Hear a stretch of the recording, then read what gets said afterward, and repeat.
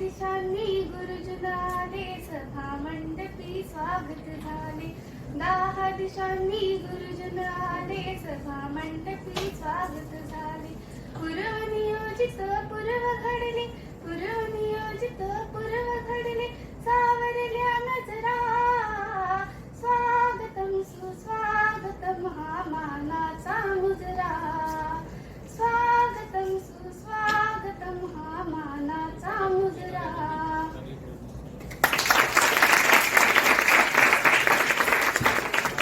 धन्यवाद। बहुत ही सुमधुर ध्वनि में शब्दों में आगाज हुआ है। शब्द सुमरों से स्वागत के पश्चात समय होता है पुष्प गुच्छ देकर माननीय मंचस्थों का हम यहाँ स्वागत सत्कार करते हैं। मैं हिंदी विभाग प्रमुख संदीप पाइकरो जी से निवेदन करता हूं कि वे महाविद्यालय की उप प्रधान आचार्य जी का पुष्प गुच्छ देकर स्वागत करें।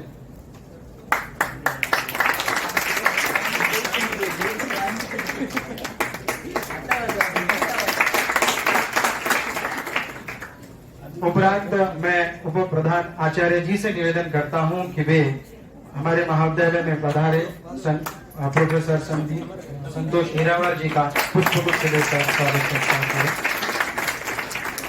हूं। मैं मैडम जी से निवेदन करता हूं कि वे हिंदी विभाग प्रमुख का स्वागत करें पुष्पगुच्छ देकर।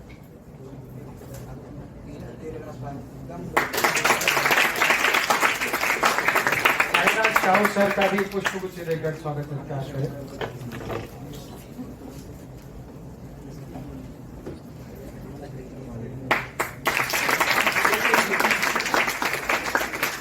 साउथ मैडम जी से निवेदन है कि वे अतिथि का स्वागत करें।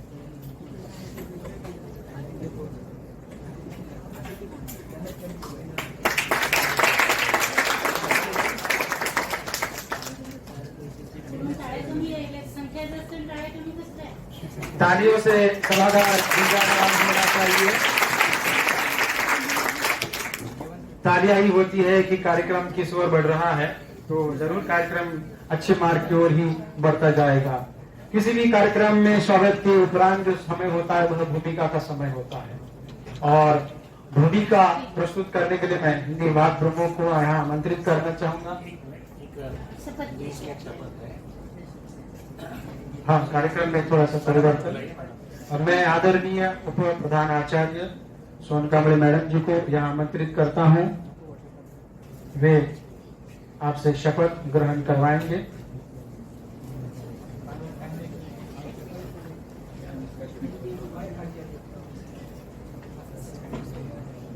विद्यार्थी मित्रांनो, आजच्या कार्यक्रमामध्ये आपण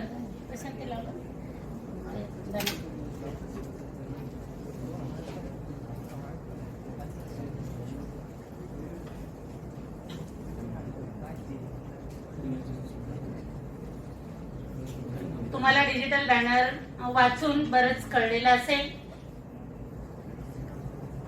केंद्र शासनानं काल नुकताच एक आदेश दिलेला आहे, तो म्हणजे आजपासून भारतीय स्वातंत्र्याच्या अमृत महोत्सवाच्या सांगता समारोहाला सुरुवात झालेली आहे, आणि त्या निमित्तानं सर्व भारतीय लोकांना आपल्याला शपथ घ्यावयाची आहे, आणि ती शपथ या ठिकाणी घेतली जाणार आहे।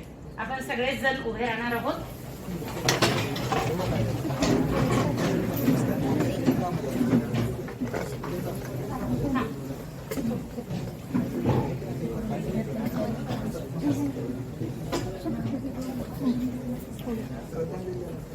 आपला हात असा असणार आहे प्रत्येकाचा।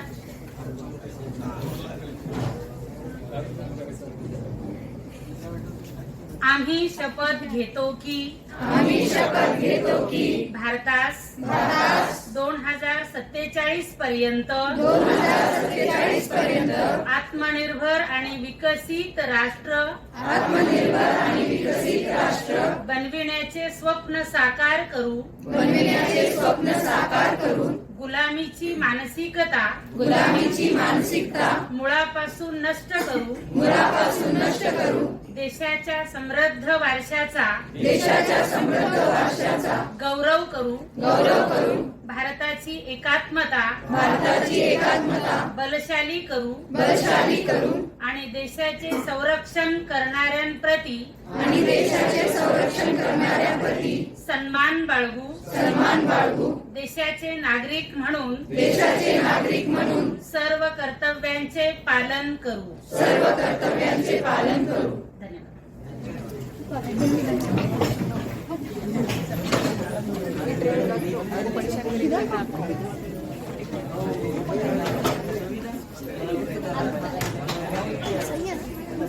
सत्रारंभ कार्यक्रम में इस प्रकार की शपथ लेना यह हमारे लिए सौभाग्य की बात है। हिंदी विभाग को देशभक्ति का संचार इसमें कर देना,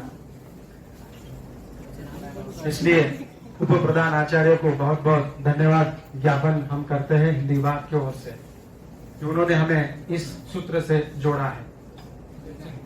हम आगे बढ़ते हैं। किसी भी कार्यक्रम की जब हम कार्यक्रम लेते हैं तो उसका कोई उद्देश्य होता है कि आखिर में कार्यक्रम ले क्यों रहे। बहुत सारे छात्रों के मन में सवाल था जब उन्हें इस प्रकार की सूचना दी गई कि सत्रारंभ कार्यक्रम, इंडेक्सिंग कार्यक्रम हम ले रहे हैं या पाठ्यक्रम परिचर्चा हम ले रहे हैं, तो उनके मन में सवाल थे कि सर आखिर ये होता क्या है। तब सामान्य तौर पर मोटे तौर पर मैंने उन्हें बताया कि पाठ्यक्रम का परिचय आपसे करवाया जाएगा, साथ ही हिंदी विभाग के बारे में आपको बताया जाएगा, महाविद्यालय का परिचय आपको दिया जाएगा और साथ ही आपको हम जिन वक्ता को जिन वक्ता को हमने यहाँ पर आमंत्रित किया, जिनको वे एक विषय को लेकर आपसे बात करेंगे और वह विषय राष्ट्रीय शिक्षा नीति को लेकर है। लगभग आज तक मुझे लगता है कि 4 से ज्यादा राष्ट्रीय शिक्षा नीति भारत में लागू की गई है। पिछले 3 साल से जिस राष्ट्रीय शिक्षा नीति की बड़ी जोरदार तैयारी की जा रही है या आगाज जिसका स्वागत किया गया है, वो राष्ट्रीय शिक्षा नीति 2020 है। उसे लागू किया जाए। वर्तमान में बहुत सारे विश्वविद्यालय में उसे लागू किया गया है। हमारे महाविद्यालय में अगले वर्ष इसे लागू किया जाएगा। लेकिन इस शिक्षा नीति में आखिर है क्या?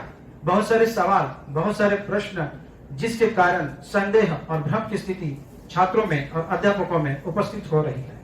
ऐसे समय में किसी विद्वान की आवश्यकता होती है कि राष्ट्रीय शिक्षा नीति पर अध्ययन करे और उन समस्याओं का समाधान जिज्ञासु के पास पहुंचाने का कार्य करे। इसीलिए हमने स्वामी रामानंद तीर्थ विश्वविद्यालय के अभ्यास मंडल के सदस्य संतोष एरावार जी, प्रोफेसर डॉक्टर संतोष एरावार जी, साथ ही वे देगलूर महाविद्यालय देगलूर के हिंदी विभाग प्रमुख हैं।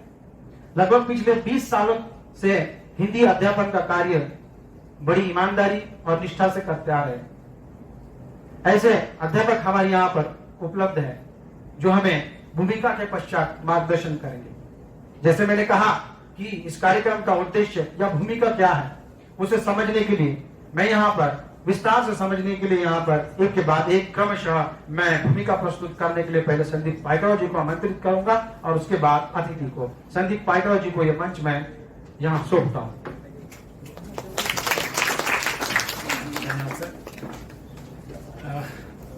मेरा थोड़ा सा काम हल्का कर दिया है हमारे विभाग के साथी ने। इंडक्शन प्रोग्राम सत्रारंभ कार्यक्रम किस लिए लिया जाता है उसकी थोड़ी सी पृष्ठभूमि आपके सामने रखी है। इसके पहले हमने क्लास में भी बताया था। और वास्तविक रूप में इस तरह के कार्यक्रम रखने की क्या आवश्यकता है, इसका कारण यह है कि आप जब पहली बार इस महाविद्यालय में पधार रहे हैं, आ रहे हैं, हिंदी विभाग के आप सदस्य बन रहे हैं, हमारे परिवार का एक हिस्सा बन रहे हैं, तो ऐसे समय में महाविद्यालय के बारे में, विभाग के बारे में और आप जो पढ़ने जा रहे हैं वो पाठ्यक्रम के बारे में आपको बताना हमारा कर्तव्य है। और इसी उद्देश्य से हर साल प्रत्येक विभाग के द्वारा इस तरह के सत्रारंभ कार्यक्रम की शुरुआत की जाती है। हालांकि ये शुरुआत में होना चाहिए था, लेकिन इस बार एडमिशन थोड़े लेट हो गए, इसलिए ये जो कार्यक्रम है वो भी लेट हुआ है। और अभी अभी आप देख रहे हैं कि सभी लोग क्लास में आना शुरू कर रहे हैं। इसलिए जो प्रथम वर्ष में हिंदी विभाग में आए हैं, चाहे SL हो या ML हो, BA, BSc और BA के सभी छात्रों का पहले मैं यहाँ पर हार्दिक स्वागत करता हूँ। हिंदी परिवार में स्वागत करता हूँ, हिंदी विभाग में स्वागत करता हूँ।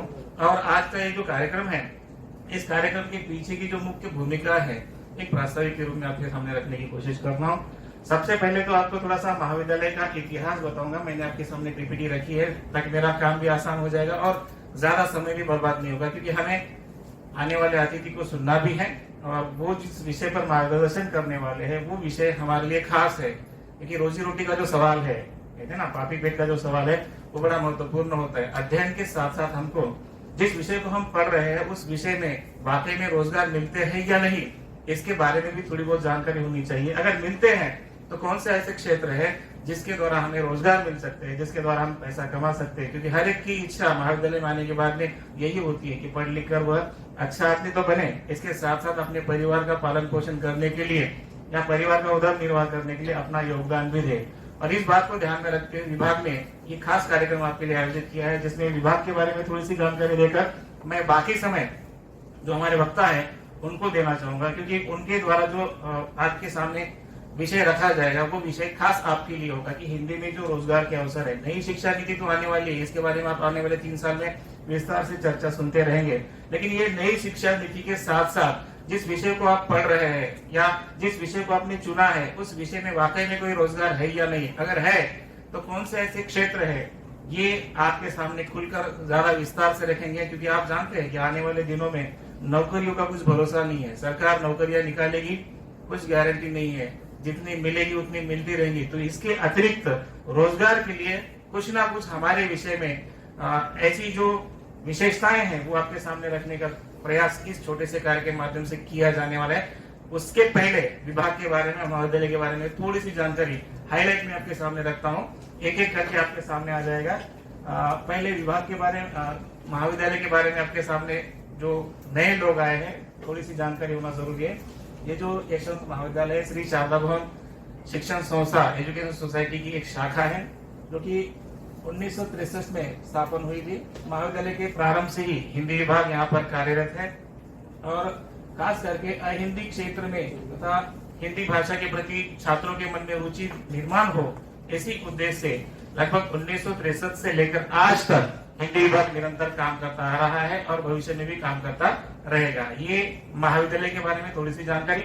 उसके बाद में जो हमारा विभाग है उस विभाग का उद्देश्य क्या है, ऑब्जेक्टिव्स क्या है, उद्देश्य क्या है, आपके सामने हमने कुछ उद्देश्य रखे हैं। इतने ही नहीं है, केवल आपकी जानकारी के लिए हमने आपके सामने उद्देश्य रखे हैं, जिसमें छात्रों में भाषिक सहिष्णुता निर्माण करके राष्ट्रभक्ति की भावना निर्माण करना हमारा प्रमुख उद्देश्य है। क्योंकि आज हम जानते हैं आज की स्थिति अब बड़ी विचित्र बन रही है, अच्छा संवेदनाएं जो है धीरे धीरे क्षीण होती जा रही है। तो ऐसे समय में हमारे विभाग ने हमारा एक कर्तव्य समझा है कि आने वाली जो पीढ़ी है, युवा पीढ़ी है, उनके हृदय में देश के प्रति संवेदना होनी चाहिए, देशवासियों के प्रति संवेदना होनी चाहिए और भाषा के माध्यम से, साहित्य के माध्यम से हम आने वाली जो पीढ़ी है उसमें ये राष्ट्रभक्ति की भावना भरने का प्रयास करते रहेंगे। इसके साथ साथ जो मुख्य उद्देश्य है मैंने आपके सामने रखा है कि रोजी रोटी की जो तलाश है उस तलाश की पूर्णता भी होनी चाहिए। और इस तलाश में आप आज जो कार्यक्रम सुनने वाले हैं वो उसका एक हिस्सा है कि हिंदी में रोजी रोटी किस प्रकार से मिल सकती है।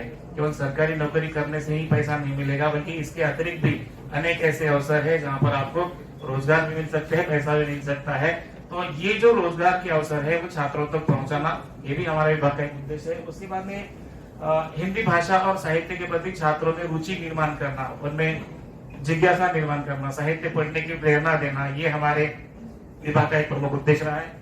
उसके बाद में छात्रों में जो सृजनात्मक प्रतिभा होती है, क्योंकि देखिए मैं हमेशा क्लास में कहता हूँ कि कवि, साहित्यकार और हमें फर्क क्या होता है। वो भी इंसान होता है, हम भी इंसान होते हैं, लेकिन उसमें और हमें फर्क क्या होता है, तो वो होता है प्रतिभा का, वो होता है संवेदनाएं का। तो हमारे विभाग में जितने भी छात्र आ रहे हैं जिनमें ऐसी कोई सृजनात्मक प्रतिभा है, अगर कोई अच्छा कविता लिखता है तो उसके लिए मंच देना, अगर कोई अच्छा कहानी लिखता है तो उसके लिए मंच देना, ऐसे छात्रों की प्रतिभा को विकसित करना भी विभाग का उद्देश्य रहा है। उसके बाद में स्पर्धा की, आज का जो स्पर्धा का दौर है और इस स्पर्धा के दौर में जो मानवीय संवेदनाएं धीरे धीरे लुप्त होती जा रही है, तो ये मानवीय संवेदना साहित्य के माध्यम से जीवंत रखना, हम मनुष्य है इसका प्रमाण क्या है, हम सजीव है इसका प्रमाण क्या है, या उसमें जो मानवीय संवेदना है वो किस तरह से होनी चाहिए, उसका विकास कैसे होना चाहिए, इस तरफ हम ज्यादा से ज्यादा ध्यान देने की कोशिश करते हैं विभाग के द्वारा। एक मोटे तौर पर आपके सामने विभाग का उद्देश्य रखा है। पहले महाविद्यालय का परिचय दिया था, आगे विभाग की जानकारी में आपको बता दूं कि विभाग में 2 फुल टाइम प्रोफेसर है, एक प्रोफेसर है और एक एसोसिएट प्रोफेसर है। इसके साथ में 2 अस्थायी प्राध्यापक भी जो सहायक प्राध्यापक के रूप में हमारे सामने काम करते हैं, हमारे साथ में काम करते हैं। डॉक्टर सुनील यादव जी एक है जो विगत 20 वर्षों से इस महाविद्यालय में काम कर रहे हैं। हाल ही में इसी साल हमारे विभाग में और एक सदस्य ज्वाइन हुई है, डॉक्टर विद्या सावती जी। इसके अतिरिक्त मैं स्वयं हूँ विभाग के अध्यक्ष के रूप में आपके सामने हमेशा आता जाता रहूंगा, और मेरे साथी डॉक्टर साईनाथ साहू जी है जो कि एसोसिएट प्रोफेसर है। ऐसा हमारा विभाग का एक अध्यापन का वर्ग है जो आपके सामने है। नेक्स्ट, इसकी मुझे लगता है आवश्यकता नहीं है। नेक्स्ट, ये जो मुख्य गतिविधियां हैं हमारे विभाग के द्वारा जो छात्रों के लिए अलग अलग गतिविधियां ली जाती है, ये आपके सामने है, जिसमें आप देख सकते हैं पहला है हिंदी साहित्य परिषद का गठन। आपको बता दूं कि हम हर साल प्रति वर्ष विभाग के द्वारा एक हिंदी साहित्य परिषद का गठन करते हैं, जिसमें BA, BSc, BCom first year से लेकर 3rd ईयर तक के सारे विद्यार्थियों को सम्मिलित करते हैं। एक विद्यार्थियों की एक परिषद होती है जिसमें एक अध्यक्ष होता है, उपाध्यक्ष होता है, सचिव होता है। इनके द्वारा पूरे साल भर में जो साहित्यिक गतिविधियां है उसका आयोजन करने का हम प्रयास करते हैं। ये पहली एक्टिविटी जो मुख्य है आपके लिए, जिसमें केवल आपका ही हिस्सा होता है। ये सारा आयोजन छात्रों का होता है, ये छात्रों की परिषद है, और उनके द्वारा ही साल भर में जो अलग अलग साहित्यिक कार्यक्रम होते हैं, या जब हमने अभी कहा था कि जो छात्रों की सृजनात्मक प्रतिभा है उसका विकास करने के लिए इसके साथ साथ छात्रों में नेतृत्व गुण भी विकसित होना चाहिए। इसलिए हिंदी साहित्य परिषद हमेशा इस तरह का योगदान भी देती है, और हमें कहने में बड़ा गर्व होता है कि इस साहित्य परिषद के माध्यम से अनेक भूतपूर्व छात्र ऐसे हैं जो अलग अलग क्षेत्र में अपना नाम कमा रहे हैं। आपको बता दें कि हमारे विभाग से हिंदी सिनेमा में और मराठी सिनेमा में भी जाने वाले छात्र इसी हिंदी साहित्य परिषद के माध्यम से गए हैं। हाल ही में हमारे दो छात्र हैं, उनके एक हिंदी सिनेमा भी आया है और एक मराठी सिनेमा में भी उसने 2-3 मराठी सिनेमा में उसने काम किया है। तो ये जो उनके अंदर जज्बा या उनके अंदर आत्मविश्वास है, हम किस तरह से इस विभाग के द्वारा डालने की कोशिश करते हैं, ताकि जिसको जिस क्षेत्र में रुचि हो, जिसको जिस क्षेत्र में इंटरेस्ट है, वो उसमें आगे बढ़ सके। अगर कोई कविता करता है तो उसको लिखने के लिए प्रेरणा मिले, कोई कहानी लिखता है तो लिखने के लिए प्रेरणा मिले, कोई अभिनय करता है तो उसको नाटकों में अभिनय करने के लिए हम विशेष ट्रेनिंग देने की कोशिश भी करते हैं, ताकि जिसका जैसा गुण है वैसा विकसित होना चाहिए। ये हिंदी साहित्य परिषद करते आए हैं। दूसरा जो महत्वपूर्ण एक है हिंदी पखवाड़ा। प्रति वर्ष हम सितंबर के 15 तारीख से लेकर 30 तारीख तक 15 दिनों तक हम हिंदी पखवाड़ा मनाते हैं, जिसमें शुरुआत होती है 14 सितंबर से, जो कि हिंदी दिवस माना जाता है। इस हिंदी दिवस से लेकर हम अलग अलग कार्यक्रमों का आयोजन करते हैं, जिसमें काव्यवाचन स्पर्धा लेते हैं, जिसमें निबंध लेखन स्पर्धा लेते हैं, जिसमें रंगोली स्पर्धा लेते हैं, जिसमें साहित्यिक सिनेमा का हम प्रदर्शन करते हैं, जिसमें एक राज्य स्तरीय वक्तृत्व स्पर्धा का भी आयोजन करते हैं, ताकि छात्रों को ज्यादा से ज्यादा छात्रों को मंच मिल सके, उनके व्यक्तित्व का विकास हो सके, और खास करके हमारे जो छात्र हैं ये आगे चलकर भविष्य में अपना नाम रोशन कर सके। इसके लिए एक विशेष प्रयास इस पखवाड़ा के माध्यम से किया जाता है, जिसमें मनोरंजन भी है, ज्ञान भी है, और भविष्य की दृष्टि से एक प्रेरणा भी है। ऐसे 15 दिन का कार्यक्रम सितंबर में लेते हैं। उसके बाद में हमारे पास एक भित्ति पत्रक निकलता है। पहले 2 निकलते थे, अभी इस साल से हमने निर्णय लिया कि एक को ही हम 2 स्थानों पर विभाजित करेंगे, क्योंकि इतने बड़े महाविद्यालय में बीए, बीएससी और बीकॉम सारे छात्रों की प्रतिभाओं को अगर न्याय देना हो तो एक वॉलपेपर से काम नहीं चलेगा, 2 करेंगे। इस तरह की योजना पहले से आई थी, और 2 वॉलपेपर हम पहले बनाते थे। इस बार हम दोनों वॉलपेपर का एक ही नाम देकर वो वॉलपेपर बनाने की सोच रहे हैं, भित्ति पत्रक बनाने की सोच। हमारा इरादा था कि आज एक भित्ति पत्रक का उद्घाटन हो, लेकिन समय के अभाव में, क्योंकि किसी को कह दिया कि भाई कविता लिखो तो एक दिन में या 1 घंटे में कविताएं नहीं लिखी जा सकती। अभी इस मंच से मैं आपको बता रहा हूँ कि 14 सितंबर को जब हम हिंदी दिवस मनाएंगे, उस दिन ये प्रयास नाम का भित्ति पत्रक, देखिए शीर्षक ही उसका प्रयास है, प्रयास कीजिए लिखने की। अगर कोई कविता करता है लिखिए। आपको बताने में बड़ी खुशी हो रही है कि पिछले साल हमारे साइंस के जो विद्यार्थी बीएसयू की, उनके विद्यार्थियों की एक स्वतंत्र काव्य संग्रह भी हमने प्रकाशित किया है, नई कलम नाम से। पूरी कविताएं बीएससी के छात्रों की उसमें थी।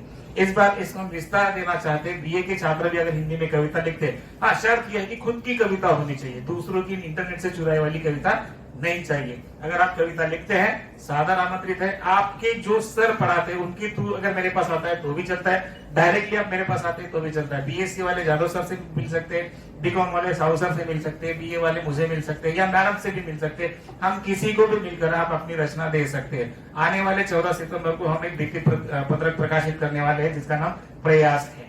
एक तीसरी एक्टिविटी थी। उसके बाद में हम विस्तार व्याख्यान आयोजित करते हैं, एक्सटेंशन जो लेक्चर्स होते हैं जिसमें अलग अलग क्षेत्र के विद्वानों को बुलाकर उनके द्वारा हमारे छात्रों को मार्गदर्शन कराने का हम प्रयास करते हैं, जिसमें खास करके कुछ ज्ञान की बात हो, जिसमें कुछ उद्बोधन हो और साथ ही साथ कुछ रोजगार की बातें हो। तो उसका ही एक हिस्सा आज आपके सामने हमने आज इस मंच पर जो स्वामी रामानंद तीर्थ मराठवाड़ा विश्वविद्यालय का हिंदी अध्ययन मंडल है, उस हिंदी अध्ययन मंडल में महत्वपूर्ण भूमिका निभाने वाले प्रोफेसर डॉक्टर संतोष केरावत जी को बुलाया है।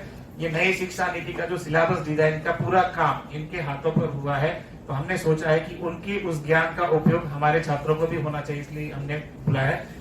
विस्तार व्याख्यान में साल में हर बार हम ऐसे अलग अलग विषयों पर कोशिश करते हैं कि ज्यादा से ज्यादा गेस्ट लेक्चर को हम यहाँ पर आमंत्रित करें। हम तो आपको रोज पढ़ाते ही है, पढ़ाते रहेंगे। हमारे अतिरिक्त भी कुछ लोग यहाँ पर आए, कुछ नए विषय पर, कुछ नए ज्ञान या कोई नया विषय आपके सामने रखें, ये प्रयास किया जाता है। और इसके बाद में जो एक और महत्वपूर्ण एक्टिविटी हम लेते हैं वो है विभिन्न प्रतियोगिताओं की। जैसे अभी हमने कहा था, पखवाड़ा में हम अलग अलग कंपटीशन लेते हैं, जिसमें रंगोली के कंपटीशन से लेकर अभिनय के कंपटीशन तक, या एक मनोरंजन के लिए साहित्यिक फिल्म भी हम दिखा देते हैं। उस साहित्यिक फिल्म के माध्यम से खास करके छात्रों में नीतिमत्ता, सदाचार, भाईचारा और आपस में प्रेम का भाव निर्माण होना चाहिए, इसके ऊपर ज्यादा हमारा फोकस होता है। और पूरे साल भर में ये जो एक्टिविटियां की जाती है, आप लोग इससे परिचित हो, यही इस कार्यक्रम का उद्देश्य है कि हिंदी विभाग के द्वारा जो कार्यक्रम आयोजित किया जाता है या जो जो कार्यक्रम होते हैं, उस कार्यक्रम में आपको तो हिस्सा बनना ही है, लेकिन हिस्सा बनने से पहले आपको मालूम भी होना चाहिए कि विभाग में कौन से कार्यक्रम होते हैं। इसके अतिरिक्त एकेडमिक कार्यक्रम में हम क्लास में सेमिनार्स रखते हैं, ग्रुप डिस्कशन रखते हैं और खास करके छात्रों को इसके माध्यम से मंच पर खड़े होकर बोलने का साहस निर्माण हो सके, इस तरह का प्रयास भी हम करते रहे हैं। ये विभाग की मुख्य गतिविधियां आपके सामने रखी है। बहुत कम समय है, ज्यादा बोलने जाऊंगा तो समय ज्यादा हो जाएगा, इसलिए हाईलाइट में आपके सामने रखने की कोशिश कर रहा हूँ। जो कि हमने पिछली बार कार्यक्रम लिए थे, उनसे फोटो उसमें एक बार दिखाएंगे उनको ताकि समझ में आए। इसके बाद में ये देखिए, इस तरह का साहित्य परिषद का गठन है। नेक्स्ट, ये हिंदी समारोह हम लेते हैं हर साल। नेक्स्ट, ये प्रयास नाम का भित्ति पत्रक है जो हम विशिष्ट अतिथि के हाथों से उसका प्रकाशन करते हैं, जिसमें छात्रों को ही सम्मिलित होकर सारा लेखन। नेक्स्ट, ये एक और बात रह गई आपको बोलना, एक साहित्य महोत्सव हम आयोजित करते हैं जिसको हम लिट फेस्ट कहते हैं। प्रतिवर्ष हम एक साहित्य महोत्सव आयोजित करते हैं। ये 4 विभाग मिलकर करते हैं, अंग्रेजी, हिंदी, मराठी, संस्कृत और उर्दू, ये 5 विभाग मिलकर आयोजित करते हैं, ताकि हर एक विभाग के छात्रों को मंच मिले और इस मंच के माध्यम से अपनी प्रतिभा का वो विकास कर सके। इसलिए विशेष कार्यक्रम हम लिट फेस्ट का या साहित्य महोत्सव का लेते हैं। नेक्स्ट, ये हमारे पास जो अतिथि व्याख्यान हुए हैं उसकी बहुत बड़ी लिस्ट है, केवल हाईलाइट में आपके सामने रखी है। नेक्स्ट, ये जो विभिन्न प्रतियोगिता हमने आपको बताई थी, एक स्टेट लेवल का जो हम वाद विवाद स्पर्धा लेते हैं उसका है। नेक्स्ट, ये ई कंटेंट्स विभाग के 3-4 अध्यापकों के यूट्यूब चैनल से, जिसके ऊपर आपको साहित्यिक वीडियोस वगैरह मिलते हैं। फिर वायरलेस है और ये अनुसंधान की गतिविधियां हैं। नेक्स्ट, ये हमने जो अभी तक वेबिनार सेमिनार लिए थे उसकी जानकारी। नेक्स्ट, अब ये जो विभाग का सामर्थ्य है, सबसे बड़ा सामर्थ्य हमारा है, हम छात्रों में ये जो 2 सेंटेंस आपके आएंगे, नेक्स्ट करो, नेक्स्ट नेक्स्ट नेक्स्ट नेक्स्ट, बस ये हमारे विभाग का मंत्र है। एक गजल की 2 लाइनें हैं, कैसे आकाश में सुराग नहीं हो सकता, एक पत्थर तो तबीयत से उछालो यारो। ये हमारा प्रेरणा वाक्य है और इसके माध्यम से हम कोशिश करते हैं कि आने वाले छात्रों को अधिक से अधिक मनोरंजन, ज्ञान, साहित्य सारी बातें दें ताकि उसका सर्वांगीण विकास हो सके। केवल पुस्तकी कीड़ा बनाना विभाग का उद्देश्य नहीं है, उसके व्यक्तित्व का विकास करना विभाग का उद्देश्य है। मैंने थोड़ा ज्यादा समय लिया लेकिन जरूरी था आपको ये सारी चीजें बताना। धन्यवाद।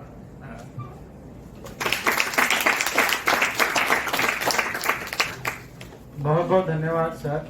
विभाग महाविद्यालय का विस्तार से परिचय आपने प्रस्तुत किया, विभाग का उद्देश्य बताया। छात्रों का सर्वांगीण विकास करना, और सच में ही हम छात्रों का सर्वांगीण विकास करते हैं। यही कारण है कि हमारे छात्र आपको साहित्यकार दिखाई देंगे, अभिनेता दिखाई देंगे, गीतकार दिखाई देंगे और विभिन्न क्षेत्रों में अलग अलग पदों पर अधिकारी के रूप में दिखाई देंगे।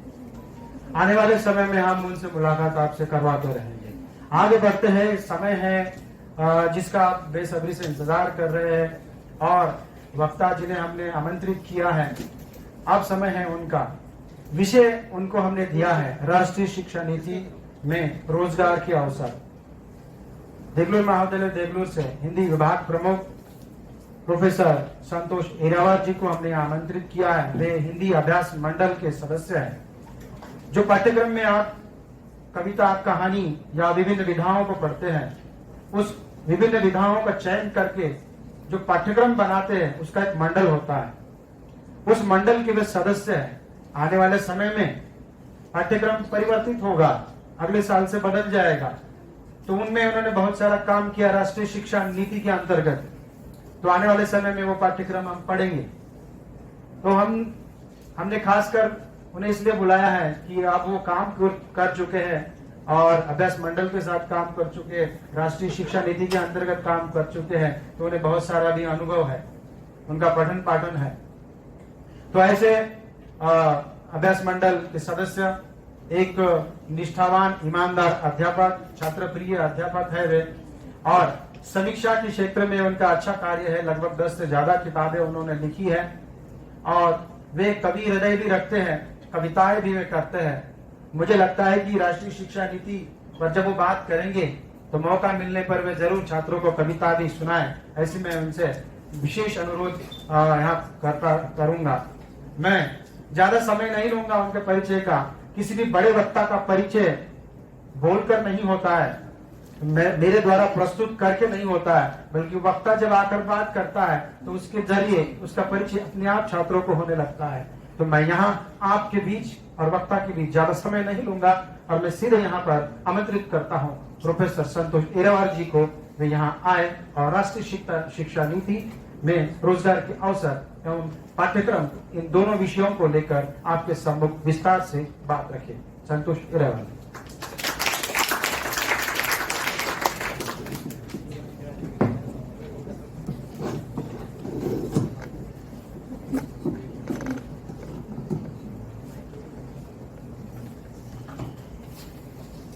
सर्वप्रथम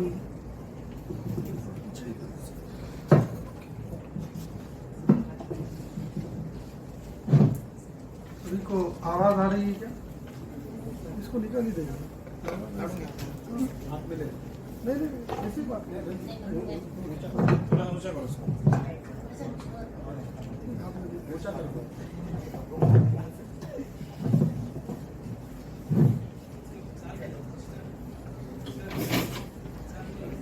सर्वप्रथम जिस सत्रारंभ समारोह का आयोजन यहाँ पर किया गया है, उसका प्रमुख उद्देश्य है कि छात्रों का परिचय पाठ्यक्रम से, महाविद्यालय से और विभाग से हो। इस कार्यक्रम में मुझे यहाँ पर आमंत्रित किया है मेरे मित्र संदीप पाइकराव ने।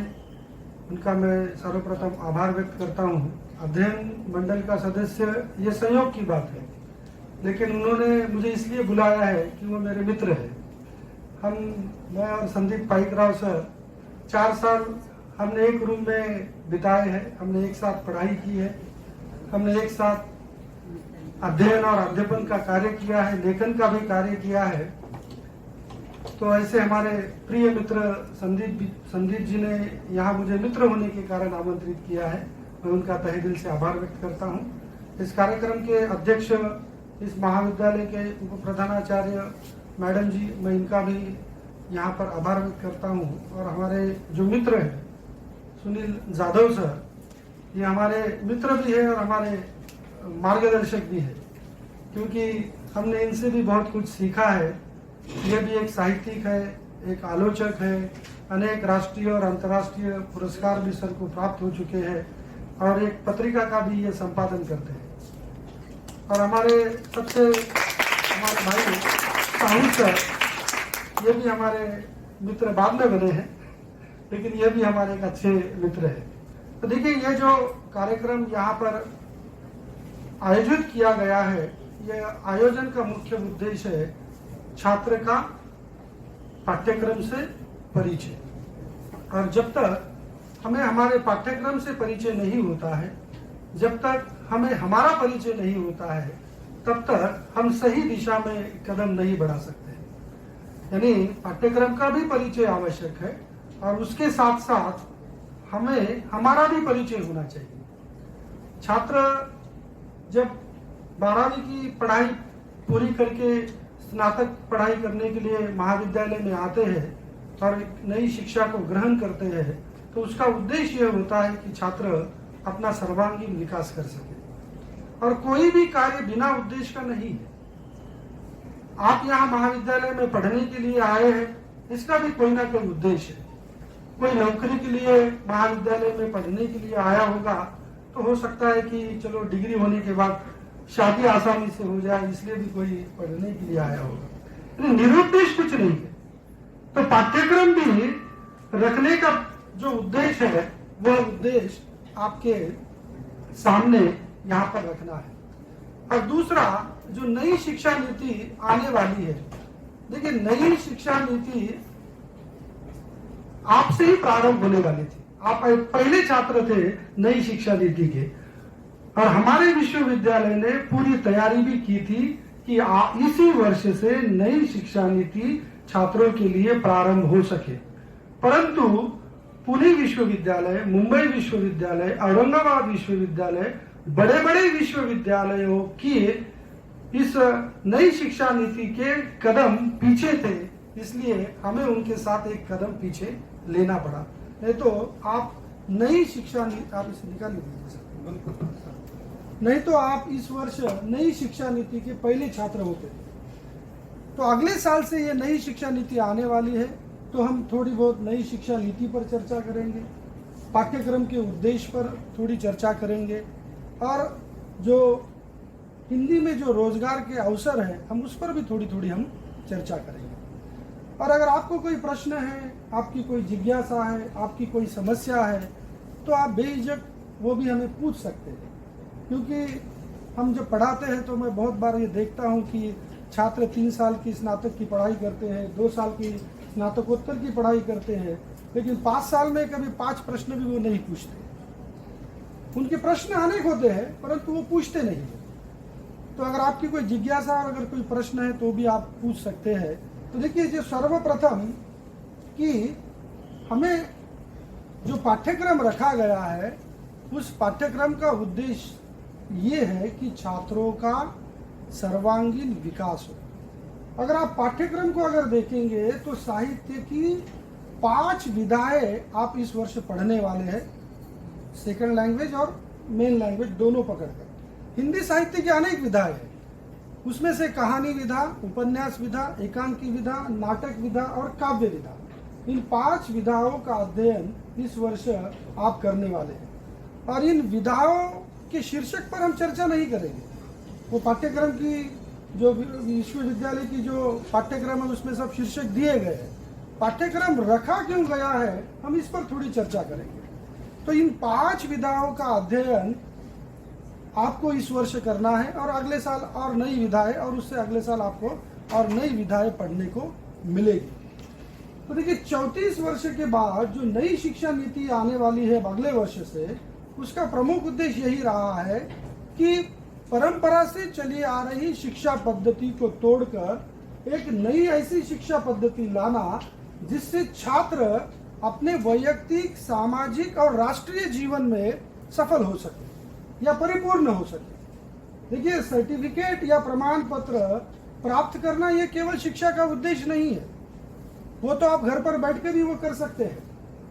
छात्र महाविद्यालय में उपस्थित होते हैं इसलिए कि वो कुछ सीखे, और जो आप स्नातक की पढ़ाई कर रहे हैं उसका सबसे महत्वपूर्ण उद्देश्य यही है कि आप सीखें। नहीं तो ग्रामीण क्षेत्र में आप एडमिशन लेकर आराम से परीक्षा देकर आप एक सर्टिफिकेट प्राप्त कर सकते हैं, परंतु उससे आप अपने जीवन के लक्ष्य को प्राप्त नहीं कर सकते। तो अगर आपको आपके जीवन के लक्ष्य को, आपके शिक्षा के उद्देश्य को प्राप्त करना है, आपको एक परिपूर्ण व्यक्ति बनना है। देखिए, स्वामी विवेकानंद ने भी कहा है कि मानव से मानव बनने की प्रक्रिया यानी शिक्षा है। प्रमाण पत्र प्राप्त करना शिक्षा नहीं है, मानव बनना यह शिक्षा है। व्यक्तिमत्व का सर्वांगीण विकास करना यह शिक्षा है। देखिए, स्वामी विवेकानंद ने शिक्षा की परिभाषा ही की है, व्यक्तिमत्व का सर्वांगीण विकास करना। देखिए, तुलसीदास ने एक जगह पर कहा है कि मुखिया मुख से खाइए खान पान को एक, पालई पोषे सब अंग तुलसी सहित विवेक। यानी हम खाते हैं मुख से, परंतु हमारे शरीर के सभी अंगों का समान विकास होता है।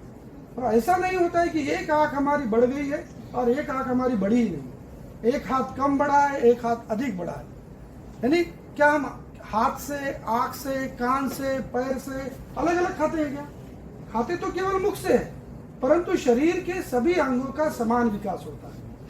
और अगर किसी का समान विकास ना हो तो हम उसे फिजिकली चैलेंज कहते हैं। तो शिक्षा के द्वारा अगर आपके सभी गुणों का अगर विकास नहीं होता है तो आप शिक्षा के क्षेत्र में भी फिजिकली चैलेंज ही है। क्योंकि वर्तमान में रोजगार की कोई कमी नहीं है, कोई कमी नहीं है। आप खुश नसीब है, आप ऐसे दौर में जी रहे हैं, आप ऐसे दौर में शिक्षा ग्रहण कर रहे हैं जहां पर रोजगार की सागर के समान अनंत संभावनाएं, अनेक क्षेत्र है। पिछले 20-25 वर्ष अगर आप पीछे जाएंगे तो उंगलियों पर गिन सकते हैं इतने ही रोजगार के क्षेत्र होते थे। लेकिन आज रोजगार के अनेक क्षेत्र है, अनेक संभावनाएं है। आवश्यकता है केवल उस संभावनाओं के सामने अपने आप को साबित करने की, उस क्षेत्र को आवश्यक क्षमताओं को ग्रहण करने की, उस संभावनाओं को आवश्यक शक्ति को ग्रहण करने की आवश्यकता है। अगर वह आप में है तो आपके लिए रोजगार की कोई कमी नहीं है। आप चाहे बीए के छात्र हो, आप चाहे बीएससी के छात्र हो, या फिर आप चाहे बीकॉम के छात्र हो। तो यहाँ पर देखिए कि जो अपनी पढ़ाई को जितनी गंभीरता से लेता है वही अपने लक्ष्य को प्राप्त करता है। अगर आप केवल सहजता से पढ़ाई करेंगे, आप केवल मनोरंजन के लिए पढ़ाई करेंगे, घर के काम से बचने के लिए पढ़ाई करेंगे, या लोगों को दिखाने के लिए अगर पढ़ाई करेंगे तो आप अपने भविष्य में सफल नहीं हो सकते। तो साहित्य का जो उद्देश्य है, जो शिक्षा का उद्देश्य है, वो एक ही है। साहित्य का उद्देश्य भी वही है, शिक्षा का उद्देश्य भी वही है कि आप एक अच्छे व्यक्ति के रूप में, एक आप अच्छे छात्र के रूप में, एक आप अच्छे नागरिक के रूप में समाज के सामने अपने आप को प्रस्तुत कर सके। यानी मानव से मानव बनने की प्रक्रिया ये कहने के लिए बहुत सहज है, लेकिन इसको प्रत्यक्ष में जीने के लिए यह बहुत बड़ी कठिन है। आज के इस जागतिकीकरण के दौर में मनुष्य भौतिक सुख साधनों की ओर इतने पीछे लालायत होकर वो पागलों की तरह भाग रहा है। ऐसे इस दौर में सबसे अधिक अगर महत्वपूर्ण कुछ है तो वह है मानव बनना। यानी रोजगार के साथ एक चरित्र को और एक मानव बनने की प्रक्रिया को पाना भी उतना ही महत्वपूर्ण है। यानी रोजगार तो असीम मात्रा में है, केवल आप में वह क्षमता नहीं है। आप देखिए, समय के साथ चलने की कला जिसने सीखी है वही इस दौड़ में टिक पाएगा। अगर मैं आपको कहूं कि आप नांदेड़ से आज अगर आपको दिल्ली जाना है तो आप कैसे जाएंगे? एक तो ट्रेन से जाएंगे, या प्लेन से जाएंगे, या बस से जाएंगे। अगर मैं आपको कहूं कि आप नांदेड़ से दिल्ली बैलगाड़ी से जाइए तो ये समय की मांग है क्या, या समय के लिए उचित है क्या? नहीं है। जैसे मोबाइल आप देखते हैं, आप संगणक देखते हैं, समय जैसे जैसे बीतता है नए नए अपग्रेड उसमें आते रहते हैं, नए नए फीचर उसमें आते रहती है, नए नए गुण और क्षमताएं उसमें आते रहती है। यानी अगर आप समय के पीछे जा रहे हैं और आप समय की आवश्यकता को अगर आप नहीं पहचान पा रहे हैं तो आप पीछे ढकेल दिए जाएंगे। तो केवल आवश्यकता है उसे जानने की, पहचानने की, समझने की और उसको प्रत्यक्ष में लाने की। और ये किसके द्वारा संभव है? ये तो अपने आप आपके ख्वाब में आया है और आपने उसे प्रत्यक्ष में लाया, ऐसा तो नहीं होगा। तो इसका जो माध्यम है, उसका माध्यम है शिक्षा, उसका माध्यम है साहित्य, उसका माध्यम है ज्ञान। और आज शक्ति के जो मापदंड है वो भी बदल गए। आप शक्ति का सबसे महत्वपूर्ण मापदंड केवल आज ज्ञान है। जिसके पास ज्ञान है वह सामर्थ्यशील है, जिसके पास ज्ञान है वही सबसे शक्तिशाली है। क्योंकि आप कहीं पर भी जाएंगे, सभी क्षेत्र को पाने का एकमात्र जरिया है केवल और केवल ज्ञान। और ये आपको मिलेगा साहित्य के माध्यम से, ये आपको मिलेगा साहित्य की विविध विधाओं के माध्यम से, ये आपको मिलेगा शिक्षा के माध्यम से, ये आपको मिलेगा साहित्य के अलावा, पाठ्यक्रम के अलावा अन्य किताबें पढ़ने से भी। क्योंकि ज्ञान की अनंत सीमाएं हैं। देखिए, केवल ज्ञान के बलबूते पर आदमी अपने आप को कैसे स्थापित कर सकता है, मैं उसका केवल एक आपको उदाहरण देता हूं। आज विश्व में सबसे अमीर व्यक्ति, अगर आप जानते हैं क्या वो कौन है? इलॉन मस्क, सबसे अमीर व्यक्ति। और नई शिक्षा नीति इस इलॉन मस्क से कैसी जुड़ी हुई है, हम इस पर भी चर्चा करेंगे। देखिए, इलॉन मस्क दुनिया का वर्तमान में सबसे अमीर व्यक्ति है, जिसकी संपत्ति $250 बिलियन यानी 20 लाख करोड़ से भी अधिक की है। अनेक देशों की जीडीपी उतनी नहीं है, उसकी अकेले की संपत्ति उतनी है। और इसका ये संपत्ति पाने का एकमात्र जरिया केवल ज्ञान रहा है। फर्श से लेकर अर्श तक का सफर उन्होंने ज्ञान के बलबूते पर तय किया है। $250 बिलियन हम गिन नहीं सकते, इतनी संपत्ति है। देखिए, वर्तमान में जो शिक्षा नीति है उसमें आप 2 शाखाओं में अध्ययन नहीं कर सकते। देखिए, इलॉन मस्क की पढ़ाई, उन्होंने स्नातक की पढ़ाई अर्थशास्त्र में भी की और भौतिक शास्त्र में भी। नई शिक्षा नीति में आप ऐसा कर सकते हैं, बीकॉम का छात्र वो चाहे तो साइंस का एक विषय लेकर पढ़ सकता है। बीए का छात्र अगर उसको साइंस की किसी एक विषय में रुचि है तो वह साइंस का एक विषय लेकर पढ़ सकता है। बीकॉम के किसी छात्र को बीए के किसी विषय में रुचि है तो वह भी उस विषय को लेकर पढ़ सकता है। यहां तक कि आने वाले समय में आपके महाविद्यालय में अगर कोई विषय नहीं है तो भी आप उस विषय को पढ़ सकते हैं। वो अगर दूसरे महाविद्यालय में हो तो भी चलेगा। यानी आपको विषय चयन की सुविधा नई शिक्षा नीति में मिलेगी। आप कला शाखा के हो, वाणिज्य शाखा के हो या विज्ञान शाखा के हो, तो आप अलग अलग शाखा के विषयों को पढ़ सकते हैं। इलॉन मस्क ने अर्थशास्त्र में भी पढ़ाई की और भौतिक शास्त्र में भी पढ़ाई की, और उन्होंने अर्थशास्त्र के बलबूते पर पेपल कंपनी बनाई और भौतिक शास्त्र के बलबूते पर उन्होंने अपनी नई कंपनी बनाई। और जब आप, उदाहरण मैं इसलिए दे रहा हूं, ज्ञान केवल पढ़ाई से मिलता है ऐसा नहीं है। आप में केवल इच्छा शक्ति होनी चाहिए। आप ज्ञान के प्रति, पढ़ाई के प्रति, अपने भविष्य के प्रति, अपने जीवन के प्रति, देश, समाज और राष्ट्र के प्रति, परिवार के प्रति आप जब तक गंभीर नहीं होंगे तब तक आप कुछ भी प्राप्त नहीं कर सकते। कुछ भी नहीं प्राप्त कर सकते। आसान सा लक्ष्य भी आप प्राप्त नहीं कर सकते अगर आप गंभीर नहीं है। यानी गंभीर होना यह मनुष्य के लिए अत्यंत आवश्यक है। और जो मेहनती है, जो संघर्ष करता है, जो गंभीर होता है, वही अपने लक्ष्य में, अपने जीवन में वो सफल होता है। तो उन्होंने यह देखा कि भाई आज ऐसा कौन सा क्षेत्र है जो लीग से हटकर है, जो सामान्य से परे है।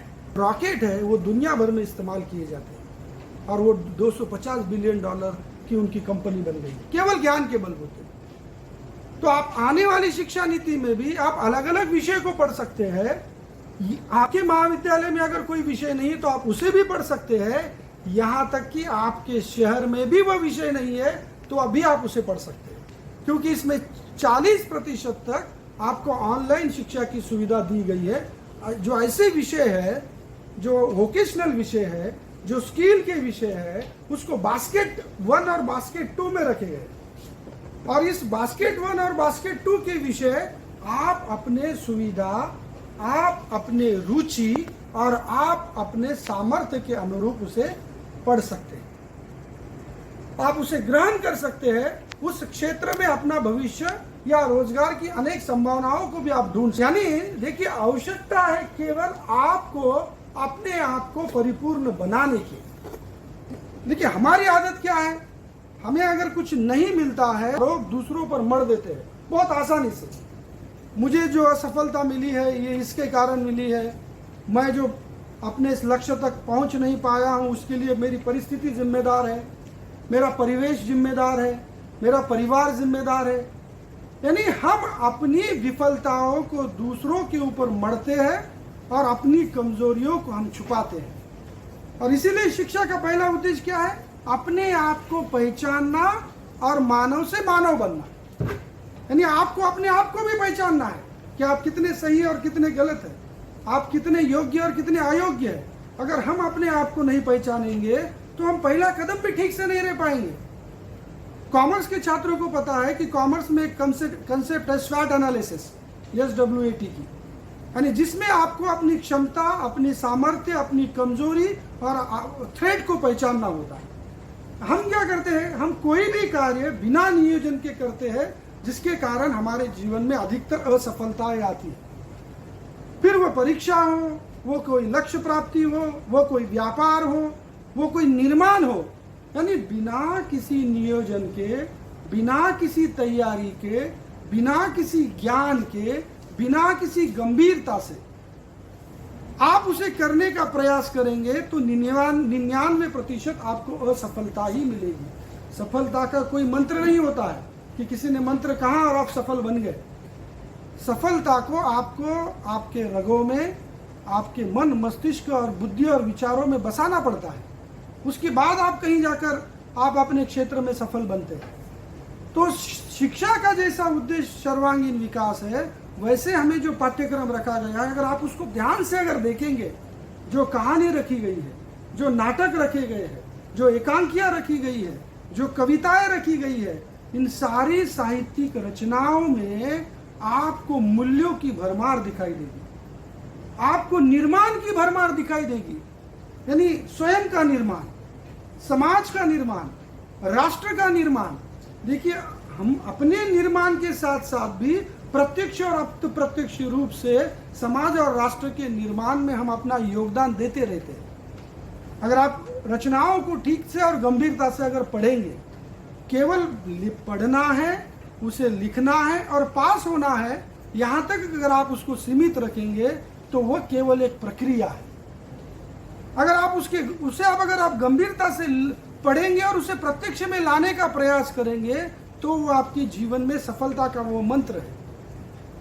आप देखिए जो नाटक जो रखे गए हैं, अगर आप दोनों भी नाटकों को अगर देखेंगे, एक नाटक है धरती आबा, और आपके जानकारी के लिए आज विश्व आदिवासी दिवस भी है।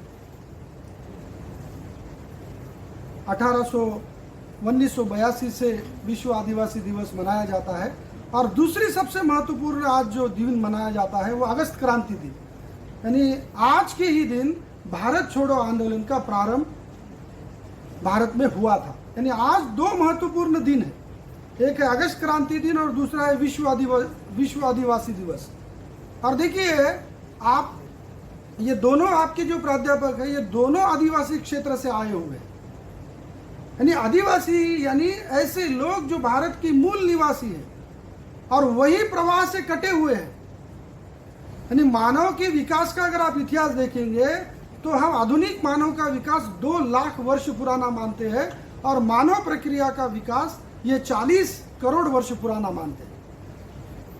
तो क्षेत्र ये दोनों भी उसी क्षेत्र से आए। पाइकराव सर तो एक छोटे से गांव से आए हैं वजर।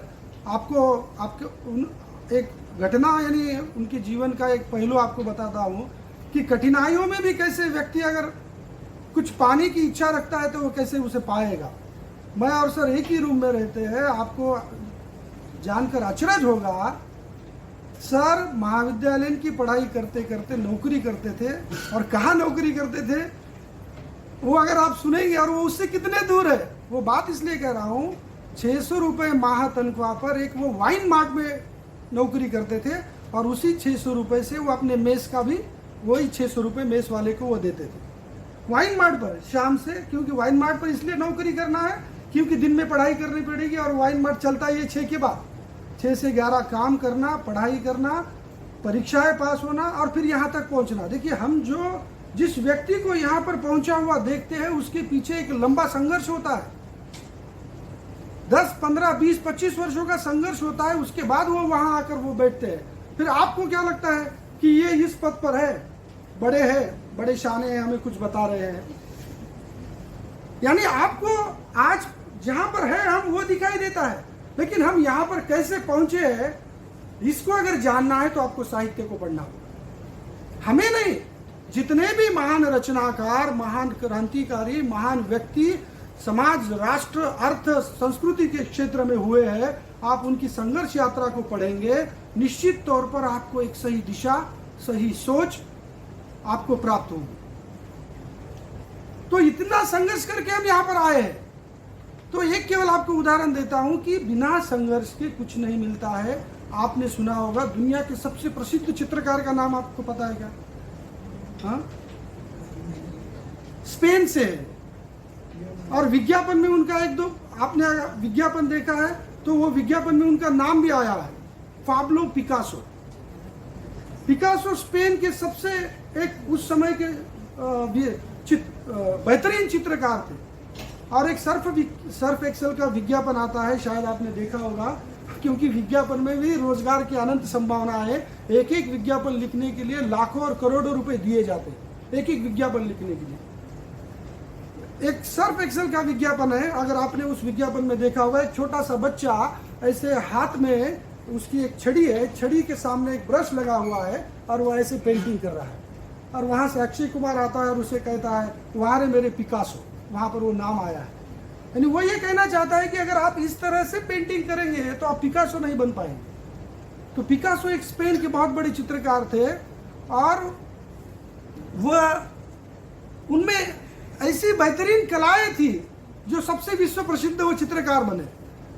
तो उनकी इस कला को देखकर एक महिला उनके पास जाती है और वो उनसे कहती है कि आप मेरे लिए एक पेंटिंग बनाइए। और वह तो बनाते नहीं है, लेकिन बार बार याचना करने के बाद पिकासो उसके लिए कितने सेकंड में पेंटिंग बनाते हैं? केवल 10 सेकंड। 10 सेकंड में उसके लिए एक पेंटिंग बनाते कहते हैं और उसे कहते हैं ये 1 बिलियन की पेंटिंग है। यानी तकरीबन आज के इसमें 7-8 करोड़ की वो पेंटिंग है। उसे भरोसा नहीं होता है और जब वो मार्केट में जाती है और उसका वो मूल्य जानना चाहती है तो उसे पता चलता है कि वास्तव में ये पेंटिंग 1 बिलियन की है। और फिर वो आश्चर्य से पिकासो के पास जाती है और उनसे कहती है कि आपने जो 10 सेकंड में जो पेंटिंग बनाई है वैसी ही पेंटिंग बनाना मुझे आप सिखाइए। तो वो पिकासो उसे कहता है कि बेटा 10 सेकंड में मैंने जो पेंटिंग बनाई है उस 10 सेकंड की पेंटिंग बनाने के लिए, सीखने के लिए मुझे अपने जीवन के 30 वर्ष देने पड़े, 30 साल। यानी 30 साल देने के बाद वो एक महान चित्रकार बना है। तो आप अपना जब तक कुछ देंगे नहीं तब तक आपको कुछ मिलेगा नहीं। एक मंत्र आप अपने मस्तिष्क में फिट करके बैठिए, आपको देना पड़ेगा। फिर आपको क्या देना है? पैसे देने हैं क्या? कुछ वस्तु देनी है क्या? नहीं, आपको सीखने के लिए समय देना है। देखिए, आप अपने आप को झांक कर देखिए, आप कितना समय बर्बाद करते हैं। आप अपना अपना परीक्षण कीजिए। मैं कह रहा हूं इसलिए मुझ पर भरोसा मत कीजिए। और किसी से भी पूछिए, आपने कोई किताब पढ़ी है तो वो कहेगा कि सर मेरे पास समय ही नहीं है। इतना समय होता है और आप इतने समय को बर्बाद करते हैं। आज आप जितना समय की कद्र करेंगे, आने वाला समय आपकी कद्र करेगा। देखिए, ये जीवन के जो 3 और 2 साल 5 साल है, ये आपके बनने के भी वर्ष हैं और बिगड़ने के भी वर्ष। ये अत्यंत संवेदनशील आयु है, ये अत्यंत भावनिक आयु है।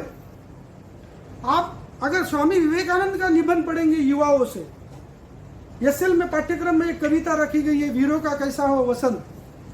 आप उस कविता को पढ़ेंगे, निबंध को पढ़ेंगे तो आपको पता चलेगा कि युवाओं को कैसे बनना है, कैसे जीना है, क्या पढ़ना है, क्या ग्रहण करना है।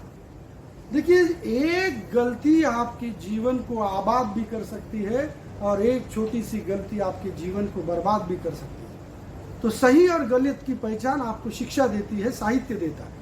आप निबंध पढ़िए, विवेकानंद को पढ़िए, अजय हजारी प्रसाद द्विवेदी को पढ़िए, प्रेमचंद को पढ़िए। आप उनको पढ़ेंगे तो आपको परिचय होगा कि हमें क्या करना है, और आपको पता ही नहीं होता है कि क्या करना है। यानी आप जितना जानते हैं उतनी ही दुनिया नहीं है। दुनिया बहुत बड़ी है, आवश्यकता है आपको वहां तक पहुंचना है। और लेकिन आप क्या समझते हैं कि मुझे जो पता है बस उतनी ही दुनिया है, उतना ही ज्ञान है। यानी ये ऐसे होगा, ये तो कूप मंडूक वाली मानसिकता होगी। यानी मेंढक को लगता है ये जो छोटा सा डबका है ना वही सागर है, और जब बारिश अधिक होती है और वो डबके से बाहर आता है और वह समंदर और नदी में वह जब देखता है और जाता है तो वह समंदर की शक्ति के सामने और उस नदी के सामर्थ्य के सामने वो टिक नहीं पाता है। और उसे तो कुछ दिन पहले ही लगता था कि मुझे तो सब पता है, मैं तो डबके में जीना भी जानता हूँ, रहना भी जानता हूँ। और जब वो बाहर आएगा तो उसे पता चलेगा तो मैं तो शून्य हूँ। तो आपको अपने इस ज्ञान की सीमाओं को बढ़ाना होगा, ज्ञान के क्षेत्र को बढ़ाना होगा, शिक्षा के क्षेत्र को बढ़ाना होगा, मानवीय संवेदनाओं को बढ़ाना होगा या आत्मसात करना होगा। देखिए, साहित्य की अनेक रचनाएं ऐसी है जो मानवीय संवेदनाओं से कूट कूट कर भरी हुई आपको दिखाई देती है।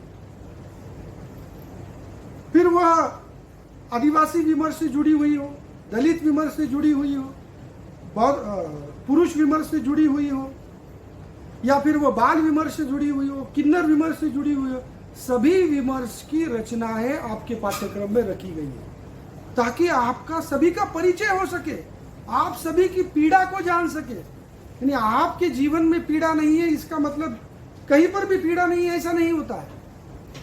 भगवत गीता में कहा गया है, अगर आप जहां रहते हैं उस क्षेत्र का, उस तबके का अगर आखिरी व्यक्ति भी अगर दुखी है तो वो आपकी और समाज की हानि है।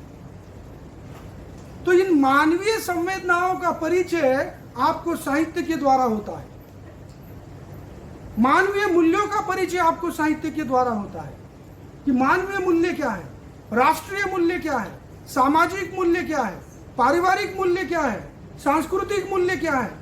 इन सारे मूल्यों से अगर आप परिचित नहीं है तो आप उस दिशा से कदम ही नहीं बढ़ाएंगे। आप अगर आपके इतिहास को अगर नहीं जानते हैं तो भी आप आगे नहीं बढ़ पाएंगे। आप आजादी के आंदोलन में साहित्य के योगदान को नहीं जानेंगे तो आप साहित्य के महत्व को भी समझ नहीं पाएंगे। आपको तो साहित्य क्या लगेगा, एक रचना है जिसे पढ़ना है और कुछ लिखना है। आजादी के आंदोलन में जितना योगदान स्वतंत्र वीरों का रहा है उतना ही योगदान आजादी के आंदोलन में हिंदी साहित्य का भी रहा है। विविध भाषा और क्षेत्र में बटे हुए लोगों को एक छत्र में लाने का कार्य हिंदी साहित्य ने किया है। वीरों का कैसा हो बसंत तो उसी समय की लिखी हुई रचना है। आप उसे अगर पढ़ेंगे तो आपको महसूस होगा कि यह साहित्य का कितना बड़ा योगदान, हिंदी की रचनाओं का कितना बड़ा योगदान आज़ादी के आंदोलन में रहा है। केवल आज़ादी के आंदोलन में नहीं, अगर आप उससे पीछे जाएंगे तो समाज निर्माण में भी हिंदी साहित्य का योगदान रहा है। अनेक विदेशी आक्रमण जब होते थे, मैं संक्षिप्त में आपको बताऊंगा, वो उसका कारण ये है कि साहित्य कितनी महत्वपूर्ण भूमिका निभाता है। तो अनेक लोग टूटे हुए थे, बटे हुए थे, आक्रोश में, भय में जी रहे थे। तो ऐसे समय में साहित्य ने अपनी भूमिका निभाई और एक अच्छे समाज की, अच्छे परिवार की, आदर्श व्यक्ति की, आदर्श चरित्र की स्थापना करने का प्रयास अपने साहित्य के माध्यम से अनेक रचनाकारों ने किया है। फिर उसमें तुलसीदास हो, कबीरदास हो, और हिंदी साहित्य का इतिहास कुछ 20, 30, 40 वर्ष पुराना नहीं है। 900 से हिंदी साहित्य लिखा जा रहा है, यानी तकरीबन आज 1200-1300 वर्षों से हिंदी साहित्य लिखा जा रहा है। तो इतने समय में हर समाज के उतार चढ़ाव को हिंदी साहित्य ने देखा है, हर उतार चढ़ाव को अपने साहित्य में समेटा भी है। अगर आप साहित्य को पढ़ेंगे तो आप मानवीय संवेदनाओं से भी परिचित हो जाएंगे, आप मानव बनने की प्रक्रिया की ओर और एक अपना कदम आगे बढ़ाएंगे, क्योंकि आज आवश्यकता है, मूल्यों की बहुत आवश्यकता है। आप देखिए, आपको अगर आप पीछे अगर जाकर हम यानी भारतीय मूल्य कितने महत्वपूर्ण है। देखिए, आपको एक इतिहास का एक उदाहरण देता हूँ। पृथ्वीराज चौहान और मोहम्मद गौरी के बीच अनेक युद्ध हुए थे। आप पृथ्वीराज चौहान से शायद बहुत कम लोग परिचित होंगे, आप पढ़िए उन्हें। अनेक बार युद्ध, यानी संस्कार और मूल्य कितने महत्वपूर्ण है। और पृथ्वीराज चौहान ने मोहम्मद गौरी को पराजित किया था और पराजित होने के बाद उसे जीवदान भी दिया था, परंतु एक युद्ध में पृथ्वीराज चौहान की पराजय हो गई और मोहम्मद गौरी उसे बंदी बनाकर अपने साथ लेकर जाते। देखिए, अनेक बार पराजित होने के बावजूद भी हमने अपने भारतीय संस्कृति और मूल्य को छोड़ा नहीं है। हमने जिसने पराजय को स्वीकार किया उसके जीवन का दान दे दिया। यानी भारत देखिए प्राचीन समय में अत्यंत सशक्त और अत्यंत शक्तिशाली साम्राज्य था। हर भारत पर ऐसे ही कुछ आक्रमण, विदेशी आक्रमण ऐसे ही नहीं हुए टाइम पास के लिए। भारत पर यूनानी आए, हून आए, अफगानी आए, अरबी आए, फारसी आए, अंग्रेज आए। भारत पर जितने विदेशी आक्रमण हुए दुनिया में आपको दूसरा कोई देश नहीं दिखाई देगा, कोई देश नहीं है इतने आक्रमण हुए। उसका कारण यह था, भारत संपन्न था, शक्तिशाली था, सामर्थ्यशील था, सभी दृष्टि से, केवल आर्थिक दृष्टि से नहीं, परंपराओं की दृष्टि से, संस्कृति की दृष्टि से, ज्ञान की दृष्टि से। बिहार के नालंदा में उस समय हमारे पास विश्वविद्यालय थे। दुनिया भर से लोग हमारे भारत में ज्ञान प्राप्ति के लिए नालंदा विश्वविद्यालय आते थे। जिस समय लोगों को कॉलेज पता नहीं था, उस समय हमारे पास विश्वविद्यालय थे। लेकिन जैसे जैसे विदेशी आक्रमण का समय बढ़ता गया, वैसे वैसे हम भी क्षीण, दिशाहीन, विषमता में बटे हुए, क्षेत्र, भाषा, संप्रदाय में बटे हुए लोग बनने लगे और हम हमारे सामर्थ्य को खोने लगे। तो अगर आप हिंदी साहित्य को अगर पढ़ेंगे तो आपको सामाजिक मूल्य, पारिवारिक मूल्य आपको कूट कूट कर भरे हुए दिखाई देंगे। उसके साथ साथ अगर आप पाठ्यक्रम को अगर देखेंगे, दूसरा जो अगर आपने नाटक देखा है, संत तुकाराम के जीवन पर वो आधारित नाटक है, वो नाटक भी आपको एक प्रेरणा देता है। धरती आबा का नायक, जिसकी 25 साल की उम्र में मृत्यु हुई है, जिस 25 साल की उम्र में लोग ठीक से सोच भी नहीं सकते हैं कि क्या सोचना है और क्या करना है, ऐसे समय में वो अपना संपूर्ण जीवन आदिवासियों के लिए और देश के लिए समर्पित कर देता है। देखिए, जन्म से लेकर मृत्यु तक मनुष्य निरंतर अनुकरण करता है, निरंतर, जन्म से लेकर मृत्यु तक। और वो जो भी निर्णय लेता है जन्म से लेकर मृत्यु तक, उसका आधार होता है अनुभव। देखिए, हम अपने अनुभव से अगर निर्णय नहीं ले सकते हैं तो उसका दूसरा जरिया है हमें दूसरे सफल व्यक्तियों के जीवन को पढ़कर उनके जीवन के अनुभव को ग्रहण करना है। और ये अनुभव आप तभी ग्रहण कर पाएंगे जब आप इनके रचनाओं को, इनके जीवन को, इनके इतिहास को, इनके शौर्य को आप पढ़ेंगे। तो आपके अनुभव के क्षेत्र की व्याप्ति भी बढ़ेगी और आपकी निर्णय क्षमता भी बढ़ेगी। आप जितना पढ़ेंगे आप निर्णय लेने में उतने सहज हो जाएंगे। देखिए, आज का जो युग है ना, ये बड़ा संवेदनशील है, भावनिक युग है। यानी आप इतने जल्दी भटक जाएंगे, आपको पता भी नहीं चलेगा। ये कहानी पाठ्यक्रम में नहीं है, लेकिन आप उस कहानी का उदाहरण देता हूं। सर और सर जानते हैं, मन्नू भंडारी ने एक कहानी लिखी थी, मैं हार गई।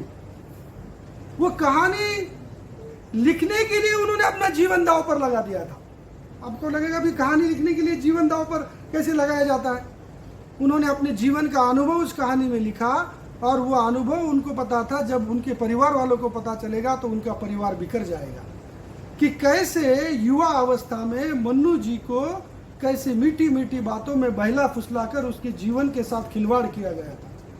तो मेरे साथ जो हुआ है वो अन्य लड़कियों के साथ ना हो, इसलिए उन्होंने मैं हार गई कहानी लिखी, अपना जीवन दांव पर लगा दिया। यानी इतना बड़ा योगदान साहित्यकारों का होता है। यानी एक गलती के कारण उनका जीवन कहीं से कहीं पहुंच गया। और यहाँ पर लड़कियों के लिए खास तौर पर तो अनेक भ्रम फैले हुए हैं, अनेक आकर्षण आपको दिखाई देंगे, अनेक जाल आपके सामने फेंके हुए दिखाई देंगे। फिर वह भौतिक आकर्षण का हो, बाह्य आडंबर का हो, यहाँ तक कि वो प्रेम का हो, भौतिक साधनों का हो, मनोरंजन का हो, अनेक आकर्षण है आपके सामने। तो प्रेम जैसे मूल्य का भी चित्रण आपको साहित्य में दिखाई देगा।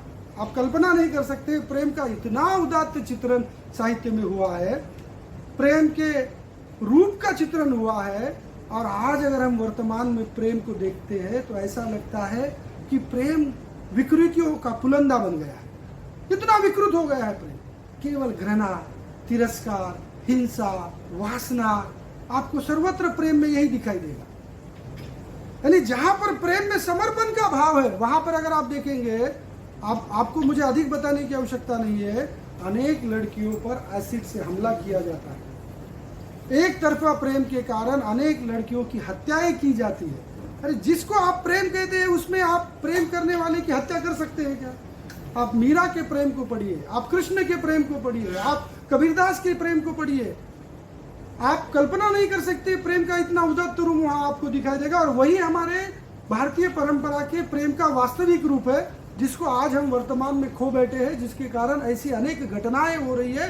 शहरों में, नगरों में, महानगरों में लड़कियां रात के समय घर से बाहर निकलने के लिए डर रही है।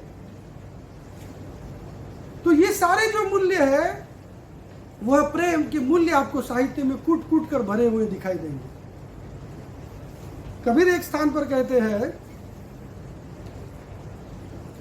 कि वो कबीर का जो दोहा है कि दो नैना मत खइयो मोहे पिया मिलन किया, कागा सब खइयो चुन चुन खइयो मांस, ये दो नैना मत खइयो इसमें पिया मिलन की आस। यानी प्रिय को मिलने की आस आंखों में है, आंखों में थी, और आज वर्तमान में प्रिय को मिलने की आस शरीर में है, पाने की कामना में है, लालसा, घृणा और वासना और तिरस्कार में है। तो ये सारे जो प्रेम के उदात्त मूल्य है, जीवन के उदात्त मूल्य है, समाज के उदात्त मूल्य है, यहाँ तक कि राष्ट्र के निर्माण में भी मूल्य की आवश्यकता है। अब देखिए, एक आपको दयानंद जी के जीवन का एक छोटा सा उदाहरण देता हूँ, और हम इस साहित्य के ऊपर की थोड़ी चर्चा यहाँ समाप्त कर देंगे, और रोजगार के कुछ 10 मिनट में उसके ऊपर चर्चा करेंगे कि राष्ट्रीय मूल्य भी कितने आवश्यक है। दयानंद जी जापान में यात्रा के लिए जब गए थे तो उपवास रखते थे दयानंद जी, और उपवास में वो केवल फल खाते थे, आज की तरह नहीं कि उपवास रखा और कुछ भी खा लिया। और अब देखिए, वो जापान में नए हैं, तो वहां पर कहां पर अच्छे फल मिलते हैं वो दयानंद जी को पता नहीं है। तो अनायास उनके मुख से निकल गया कि जापान में अच्छे फल नहीं मिलते।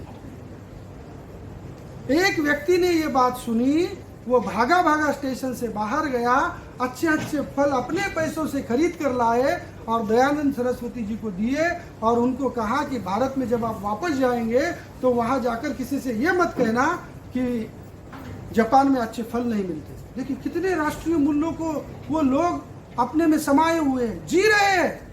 केवल पाठ्यक्रम या पाठ्य पुस्तकों तक और पढ़ने तक सीमित नहीं है।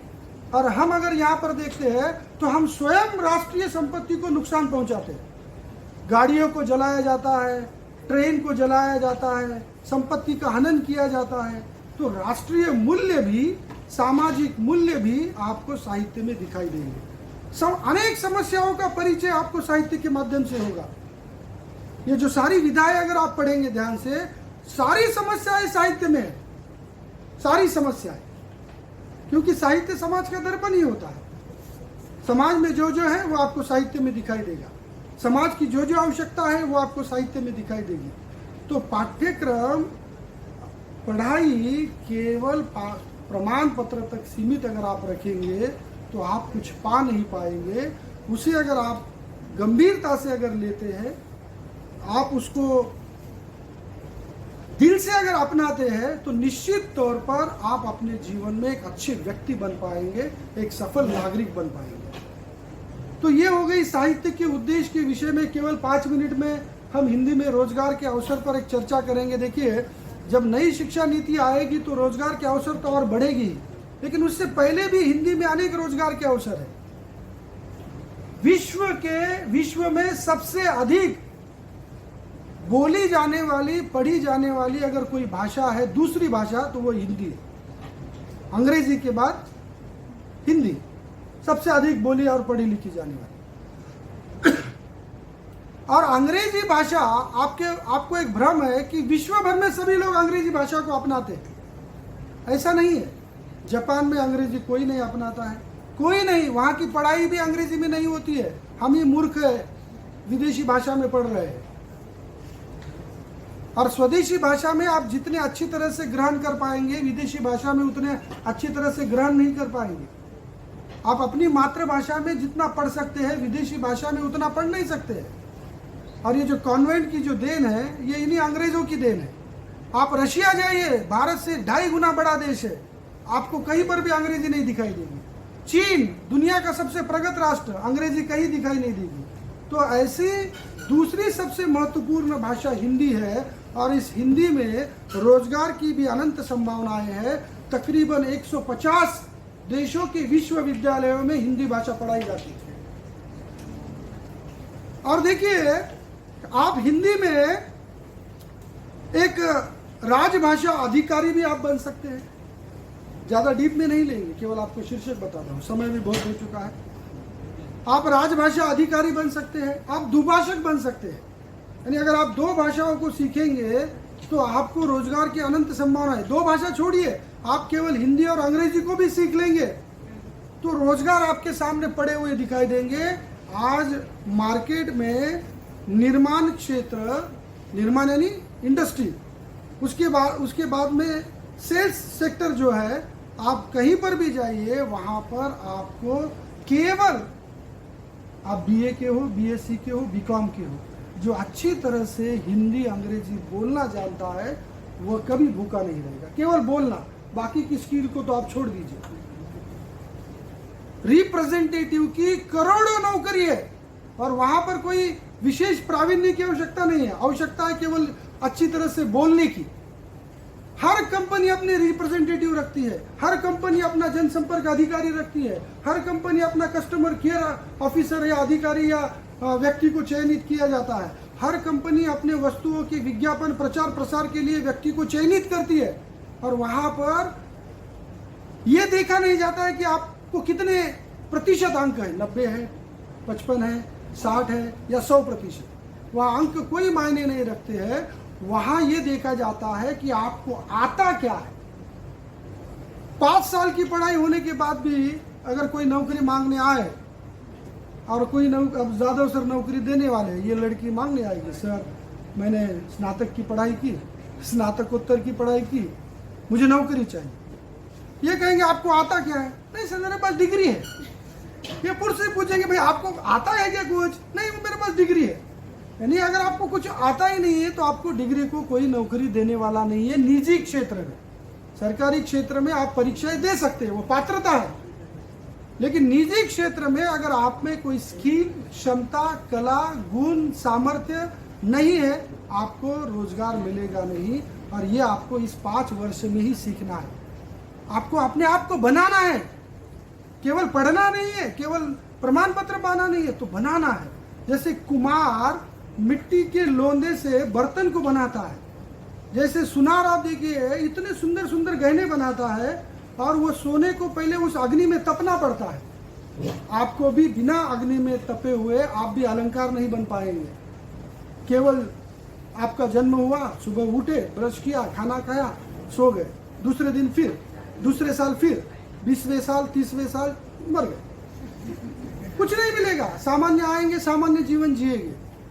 यानी आप जब तक कुछ अपने आप को बनाने के लिए अपना समय नहीं देंगे, कुछ सीखेंगे नहीं, नए नए विचारों को, नए नए क्षेत्र को, नए नए ज्ञान को, नई नई संभावनाओं को जब तक आप ढूंढेंगे नहीं, पढ़ेंगे नहीं, जानेंगे नहीं, समझेंगे नहीं, तब तक आपको कुछ मिलेगा भी नहीं।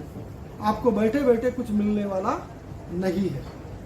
तो अनंत संभावना है। आप केवल अच्छी तरह से बोल भी पाए तो अनेक नौकरी की संभावनाएं आपके सामने पड़ी हुई है। क्रिएटिव राइटिंग एक नया क्षेत्र हिंदी में आया है।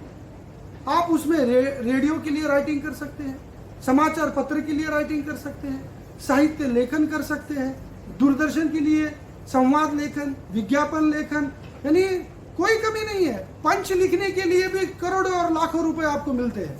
पंच पता है ना, पंच लेखन होता है फिल्मों में, अनेक फिल्में आती है उसमें पंच लेखन होता है। जैसे एक फिल्म आई थी, शायद गोलमाल उस फिल्म का टाइटल हो, वो जावेद जाफरी एक तस्वीर लेकर आता है जिसको कागज से ढका हुआ है और जिसको वो बेचने के लिए जाता है, उसका उनके पिताजी की मृत्यु हो गई है।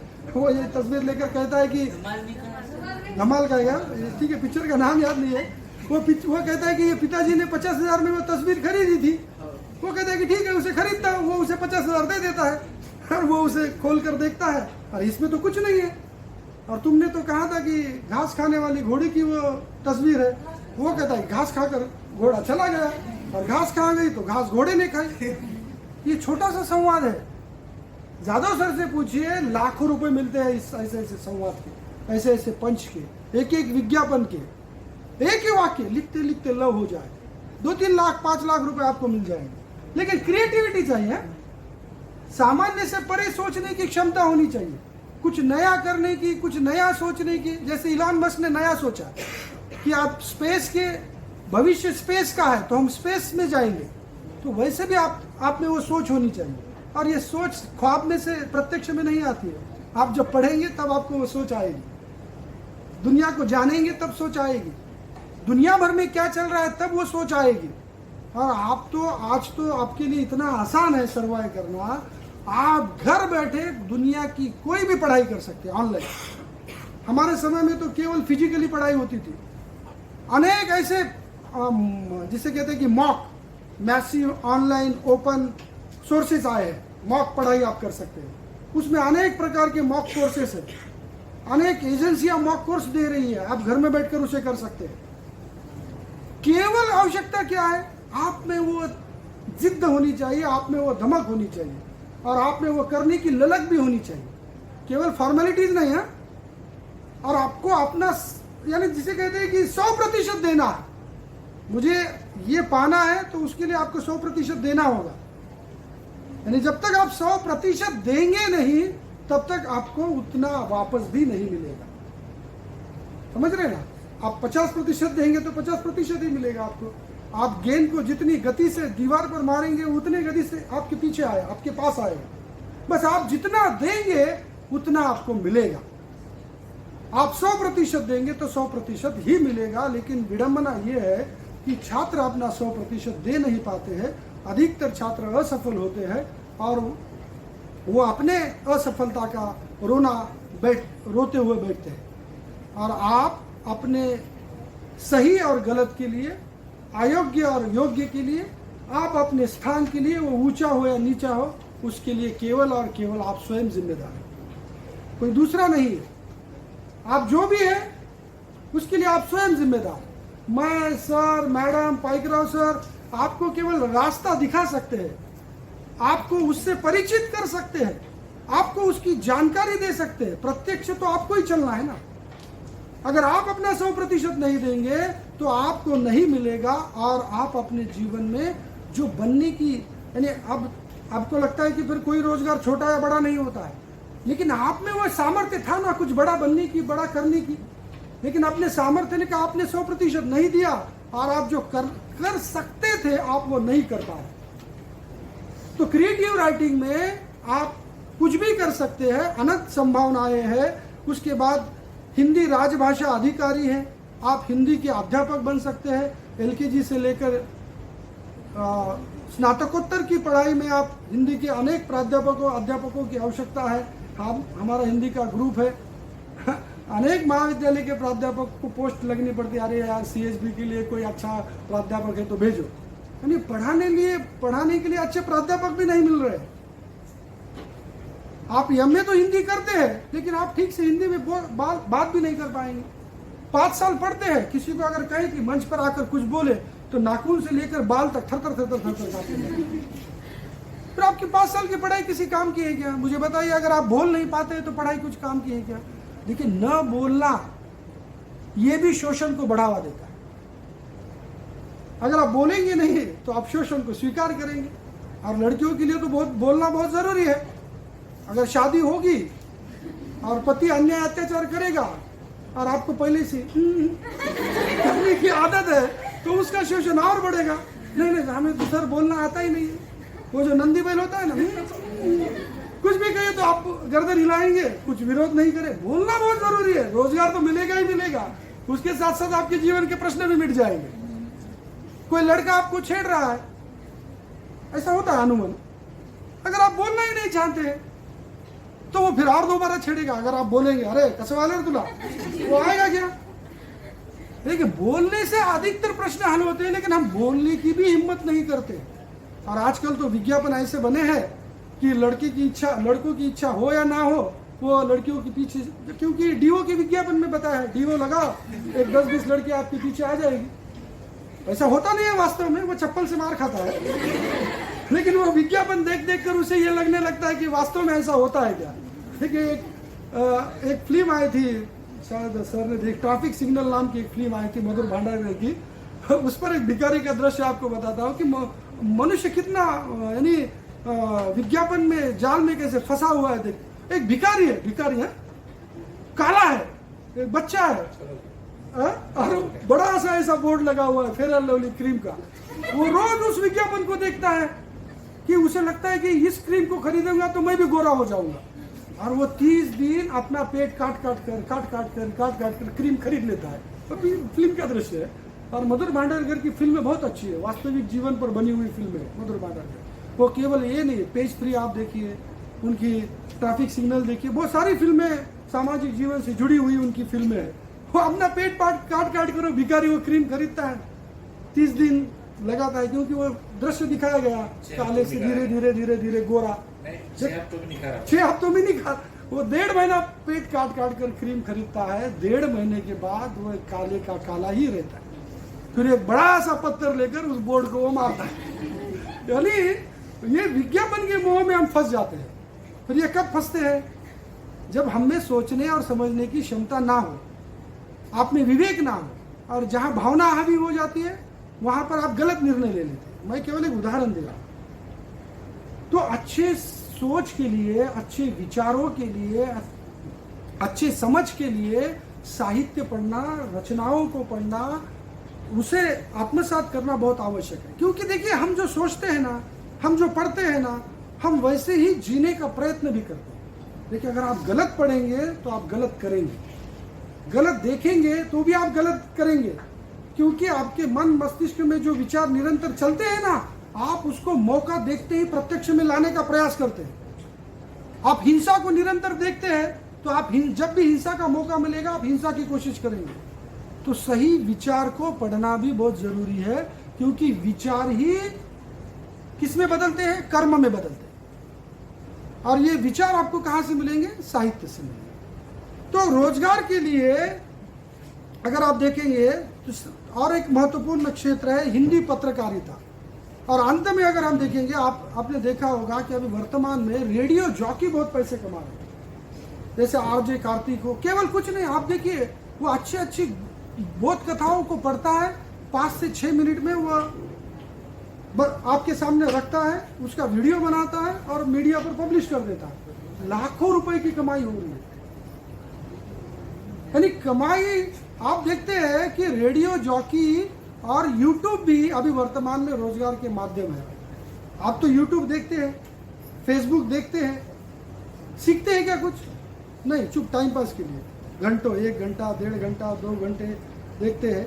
देखिए, जाते जाते एक बात से मैं अपने वाणी को विराम दूंगा कि देखिए, अगर आपको सही में जीवन में कुछ बनना है तो पहला काम कीजिए, टीवी देखना बंद कीजिए। दूसरा काम ये कीजिए, अच्छे मित्रों के साथ रहना शुरू कर दीजिए। मैं अब पाइकरा है इसलिए नहीं कह रहा हूं, मैं आर्थिक दृष्टि से मेरा अगर बैकग्राउंड देखा जाए तो बढ़िया है।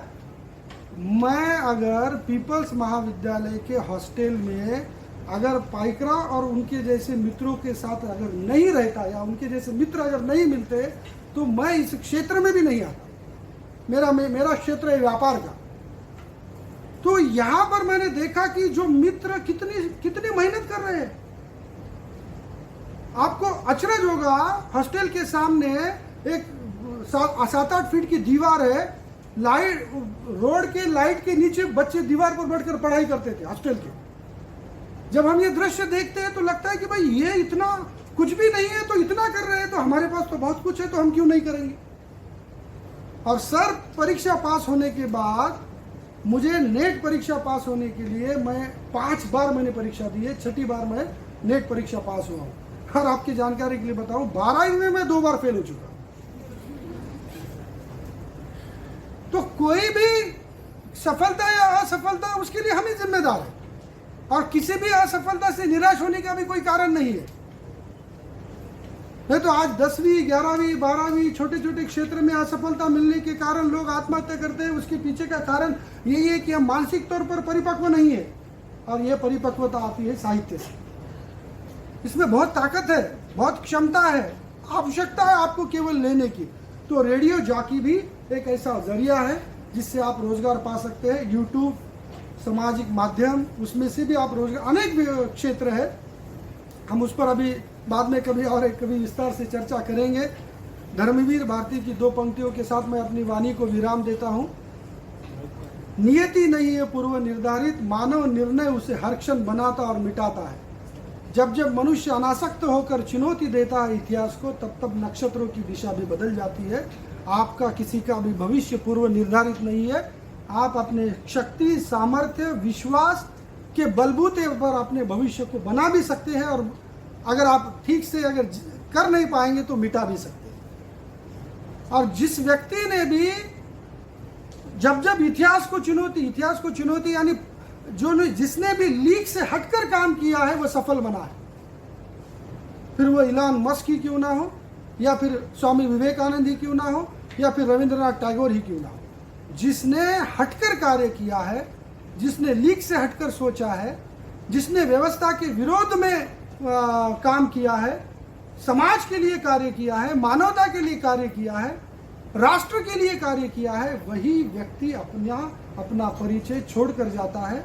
वरना लाखों करोड़ों अब जो लोग जन्म लेते हैं, मर जाते हैं और कहीं पर खो जाते हैं। अगर आपको कुछ बनना है तो आपको कुछ देना होगा, कुछ सीखना होगा, कुछ ग्रहण करना होगा, और वो भी 100%। कितना? फिर क्या कहे, जोर से बोले, यस, मैं 100% दूंगा। ठीक है। और यहाँ पर मुझे पाइकराव सर ने आपके सामने अपने यहाँ पर कुछ बातें रखने का मौका दिया, उसके लिए मैं सभी का यहाँ से आभार व्यक्त करता हूँ। सबसे मुख्यतः आपको भूख लगी थी, फिर भी आपने सुना, इसलिए मैं आपका भी आभार व्यक्त करता हूँ। क्योंकि देखिए, अन्न की भूख से कहीं अधिक महत्वपूर्ण है ज्ञान की भूख, और जिसमें ज्ञान की भूख की ललक है वह कभी असफल नहीं होगा। केवल वो ललक आप में होनी चाहिए। और ये ललक, देखिए, जीवन को बनाने वाला एक वाक्य, एक शब्द आपको कहाँ और कब मिलेगा इसकी कोई शाश्वती नहीं है। तो निरंतर सुनते रहिए, पढ़ते रहिए, समझते रहिए, ज्ञान को लेते रहिए। कभी भी वो मौका आ सकता है, आप अपने जीवन को बदल सकते हैं। तो यहाँ पर फिर से आप सभी छात्रों का, आपने जितने धैर्य से मुझे सुना है, मैं आपका आभार व्यक्त करता हूँ, और यहाँ अपनी वाणी को विराम देता हूँ।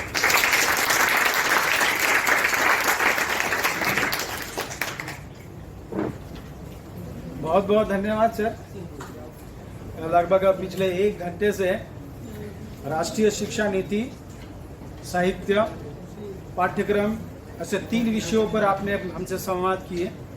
साहित्य विभिन्न मूल्यों से भरा पड़ा हुआ है, जिससे आत्मविश्वास, आत्मविकास, समाज का विकास, राष्ट्र का विकास, विभिन्न विकास होते हैं।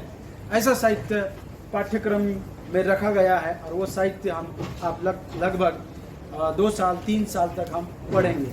और साथ ही इस साहित्य के माध्यम से रोजगार के विभिन्न अवसरों को हमने देखा, मुख्य वक्ता के वक्तव्य के माध्यम से, जो निजी और सरकारी क्षेत्र में है।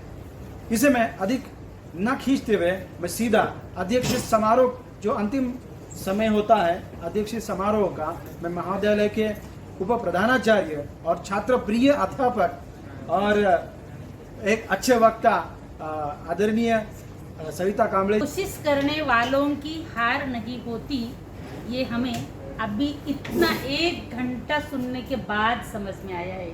जो कि छोटी उम्र से हम पोएम सुनते आए वाले हैं। शायद हरिवंश राय बच्चन की पोएम है ये, कोशिश करने वालों की कभी हार नहीं होती। त्या छोट्याशा मुंगीला तिच्या छोट्याशा तोंडामध्ये ती किती वेळेला पडते वर घेऊन जाताना, पण ती कधीही हार मानत नाही।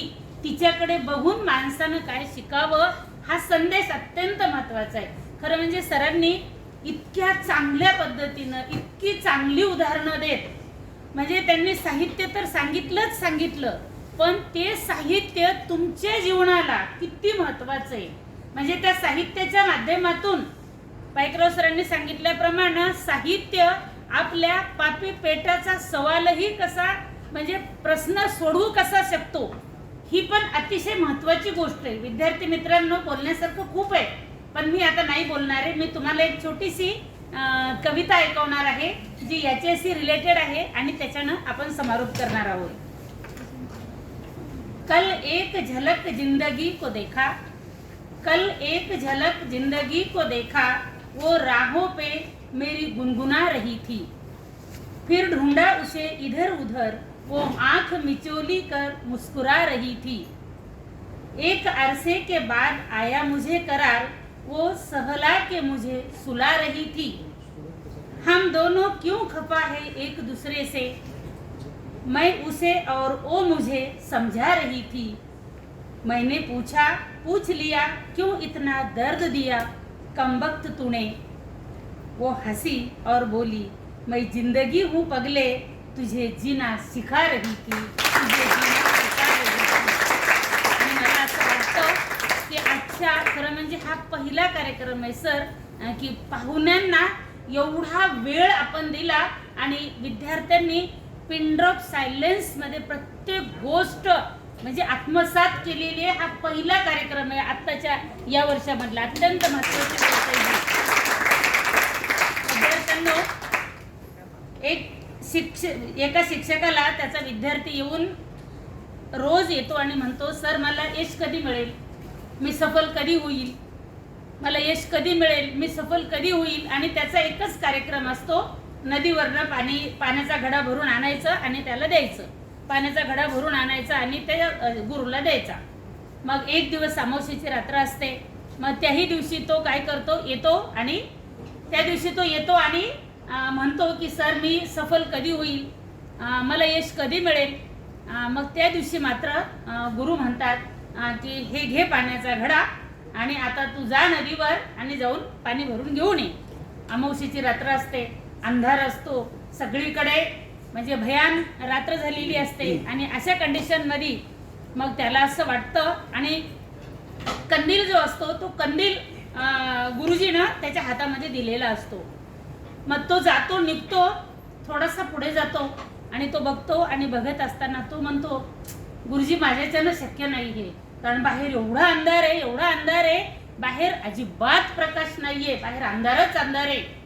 मग तेव्हा तो कसा तरी जातो, तरी पण आण म्हणे, तुझी ही परीक्षा आहे, तू जाऊन आज पाणी भरून घेऊन ये. मग तो जातो जातो जातो कसा तरी जातो आणि जाऊन तो पाणी भरून घेऊन येतो. मग गुरुजी आता सांगतील, उद्या सांगतील, थोड्या वेळानं सांगतील माझ्या प्रश्नाचं उत्तर. काय प्रश्न होता त्याचा, मी सफल कधी होईल, कसा होईल. मग कसा होईल आणि कधी होईल हे सांगत असताना तुला तुझ्या प्रश्नाचं उत्तर मिळालं नाही का असं ते विचारतात आणि त्याला काही कळत नाही. मग तुझ्या प्रश्नाचं उत्तर तुला मिळालं नाही, तू अर्धा पास झालास, तुला अर्ध उत्तर मी सांगतो. गुरुजी त्याला सांगतात की अरे वेड्या, तू पाणी तर आणलास, पण तू पाणी अंधारात जाऊन आणलास, तुला फक्त अंधार दिसला, पण तुझ्या हातामध्ये जो कंदील होता त्या कंदिलाच्या रोशनीकडे, प्रकाशाकडे तू न पाहता अंधाराकडे पाहिलास. तू जेव्हा तू प्रकाशाकडे पाहशील तेव्हा तुझ्या जीवनामध्ये सफलता येईल आणि यश मिळेल. हा जो संदेश आहे तो आजच्या कार्यक्रमामधून दिला गेलेला आहे आणि म्हणून मला असं वाटतं की हा कार्यक्रम खरंच म्हणजे खूप यशस्वी झालेला आहे. सर, महाविद्यालयाच्या वतीनं मी मनापासून आपले खरंच म्हणजे आभार व्यक्त करते, ऋण व्यक्त करते. संदीप पायकराव सर आमचे सहकारी, खरं म्हणजे आम्ही सगळेच लोक, त्यांचा स्ट्रगल आणखी संपलेला नाही आहे, आम्ही सगळेच लोक प्रचंड संघर्ष करून आलेलो आहोत इथं. म्हणजे ही कसं आहे की म्हणजे आपलं बोलणं होत नाही, टीचर लोक असल्यामुळे तुम्ही भीता, माहीत पडत नाही. पण येरावार सरांनी सांगितल्याप्रमाणे प्रत्येक माणसाला त्याच्या जीवनामध्ये संघर्ष केल्याशिवाय, प्रयत्न केल्याशिवाय, हार मानणं सोडून दिल्याशिवाय काहीच भेटत नाही, काहीही भेटलेलं नाही. तुम्ही विचार करा, शाळेच्या बाहेर, खिडकीच्या बाहेर राहून ज्ञान आत्मसात करणारा माणूस या जगाचा सर्वश्रेष्ठ आदर्श महानायक बनू शकतो. आपण तर काही येतं, प्रत्येक गोष्ट आपल्याला मिळालेली आहे आणि ह्या प्रत्येक गोष्टीच्या बळावरती फक्त तुम्ही सरांनी सांगितल्याप्रमाणे तुमच्या आयुष्यातला वेळ वाया न घालवता तो उपयोगी कसा आणता येतो. कारण जगात एकच गोष्ट अशी आहे, कितीही रुपये तुम्ही दिलात तरी ती वापस येऊ शकत नाही आणि त्याचं नाव आहे वेळ. काहीही द्या तुम्ही, एकदा गेलेली वेळ वापस येऊ शकत नाही. त्या वेळेचा त्याच वेळामध्ये जे लोक वापर करतात, उपयोग करतात, ते यशस्वी होतात. तुम्ही यशस्वी व्हावं अशा शुभेच्छा तुम्हाला देते. थांबते. धन्यवाद. बहुत बहुत धन्यवाद मैडम. बहुत ही ऊर्जावान ऐसा मार्गदर्शन आप कर रहा. अध्यक्ष समारोह रहा. कार्यक्रम का अंतिम सोपान आभार प्रदर्शन का होता है, लेकिन उससे पूर्व एक सूचना, हमें एक समूह चित्र लेना है कार्यक्रम समाप्त होने के बाद, छात्रों के साथ और विभाग के साथ. ऐसे 2 समूह चित्र होंगे. तो आप समूह चित्र अर्थात के ग्रुप फोटो के लिए बिल्कुल यहाँ पर उपस्थित रहे. तब तक आप अपने चेहरे को फ्रेश वगैरह कर सकते हैं. मैं यहाँ पर आभार प्रदर्शन के लिए हमारे महाविद्यालय, हमारे हिंदी विभाग के सहकर्मी आचार्य साईनाथ शाहू जी को आमंत्रित करता हूँ, वे आभार प्रदर्शन करें. साईनाथ शाहू सर.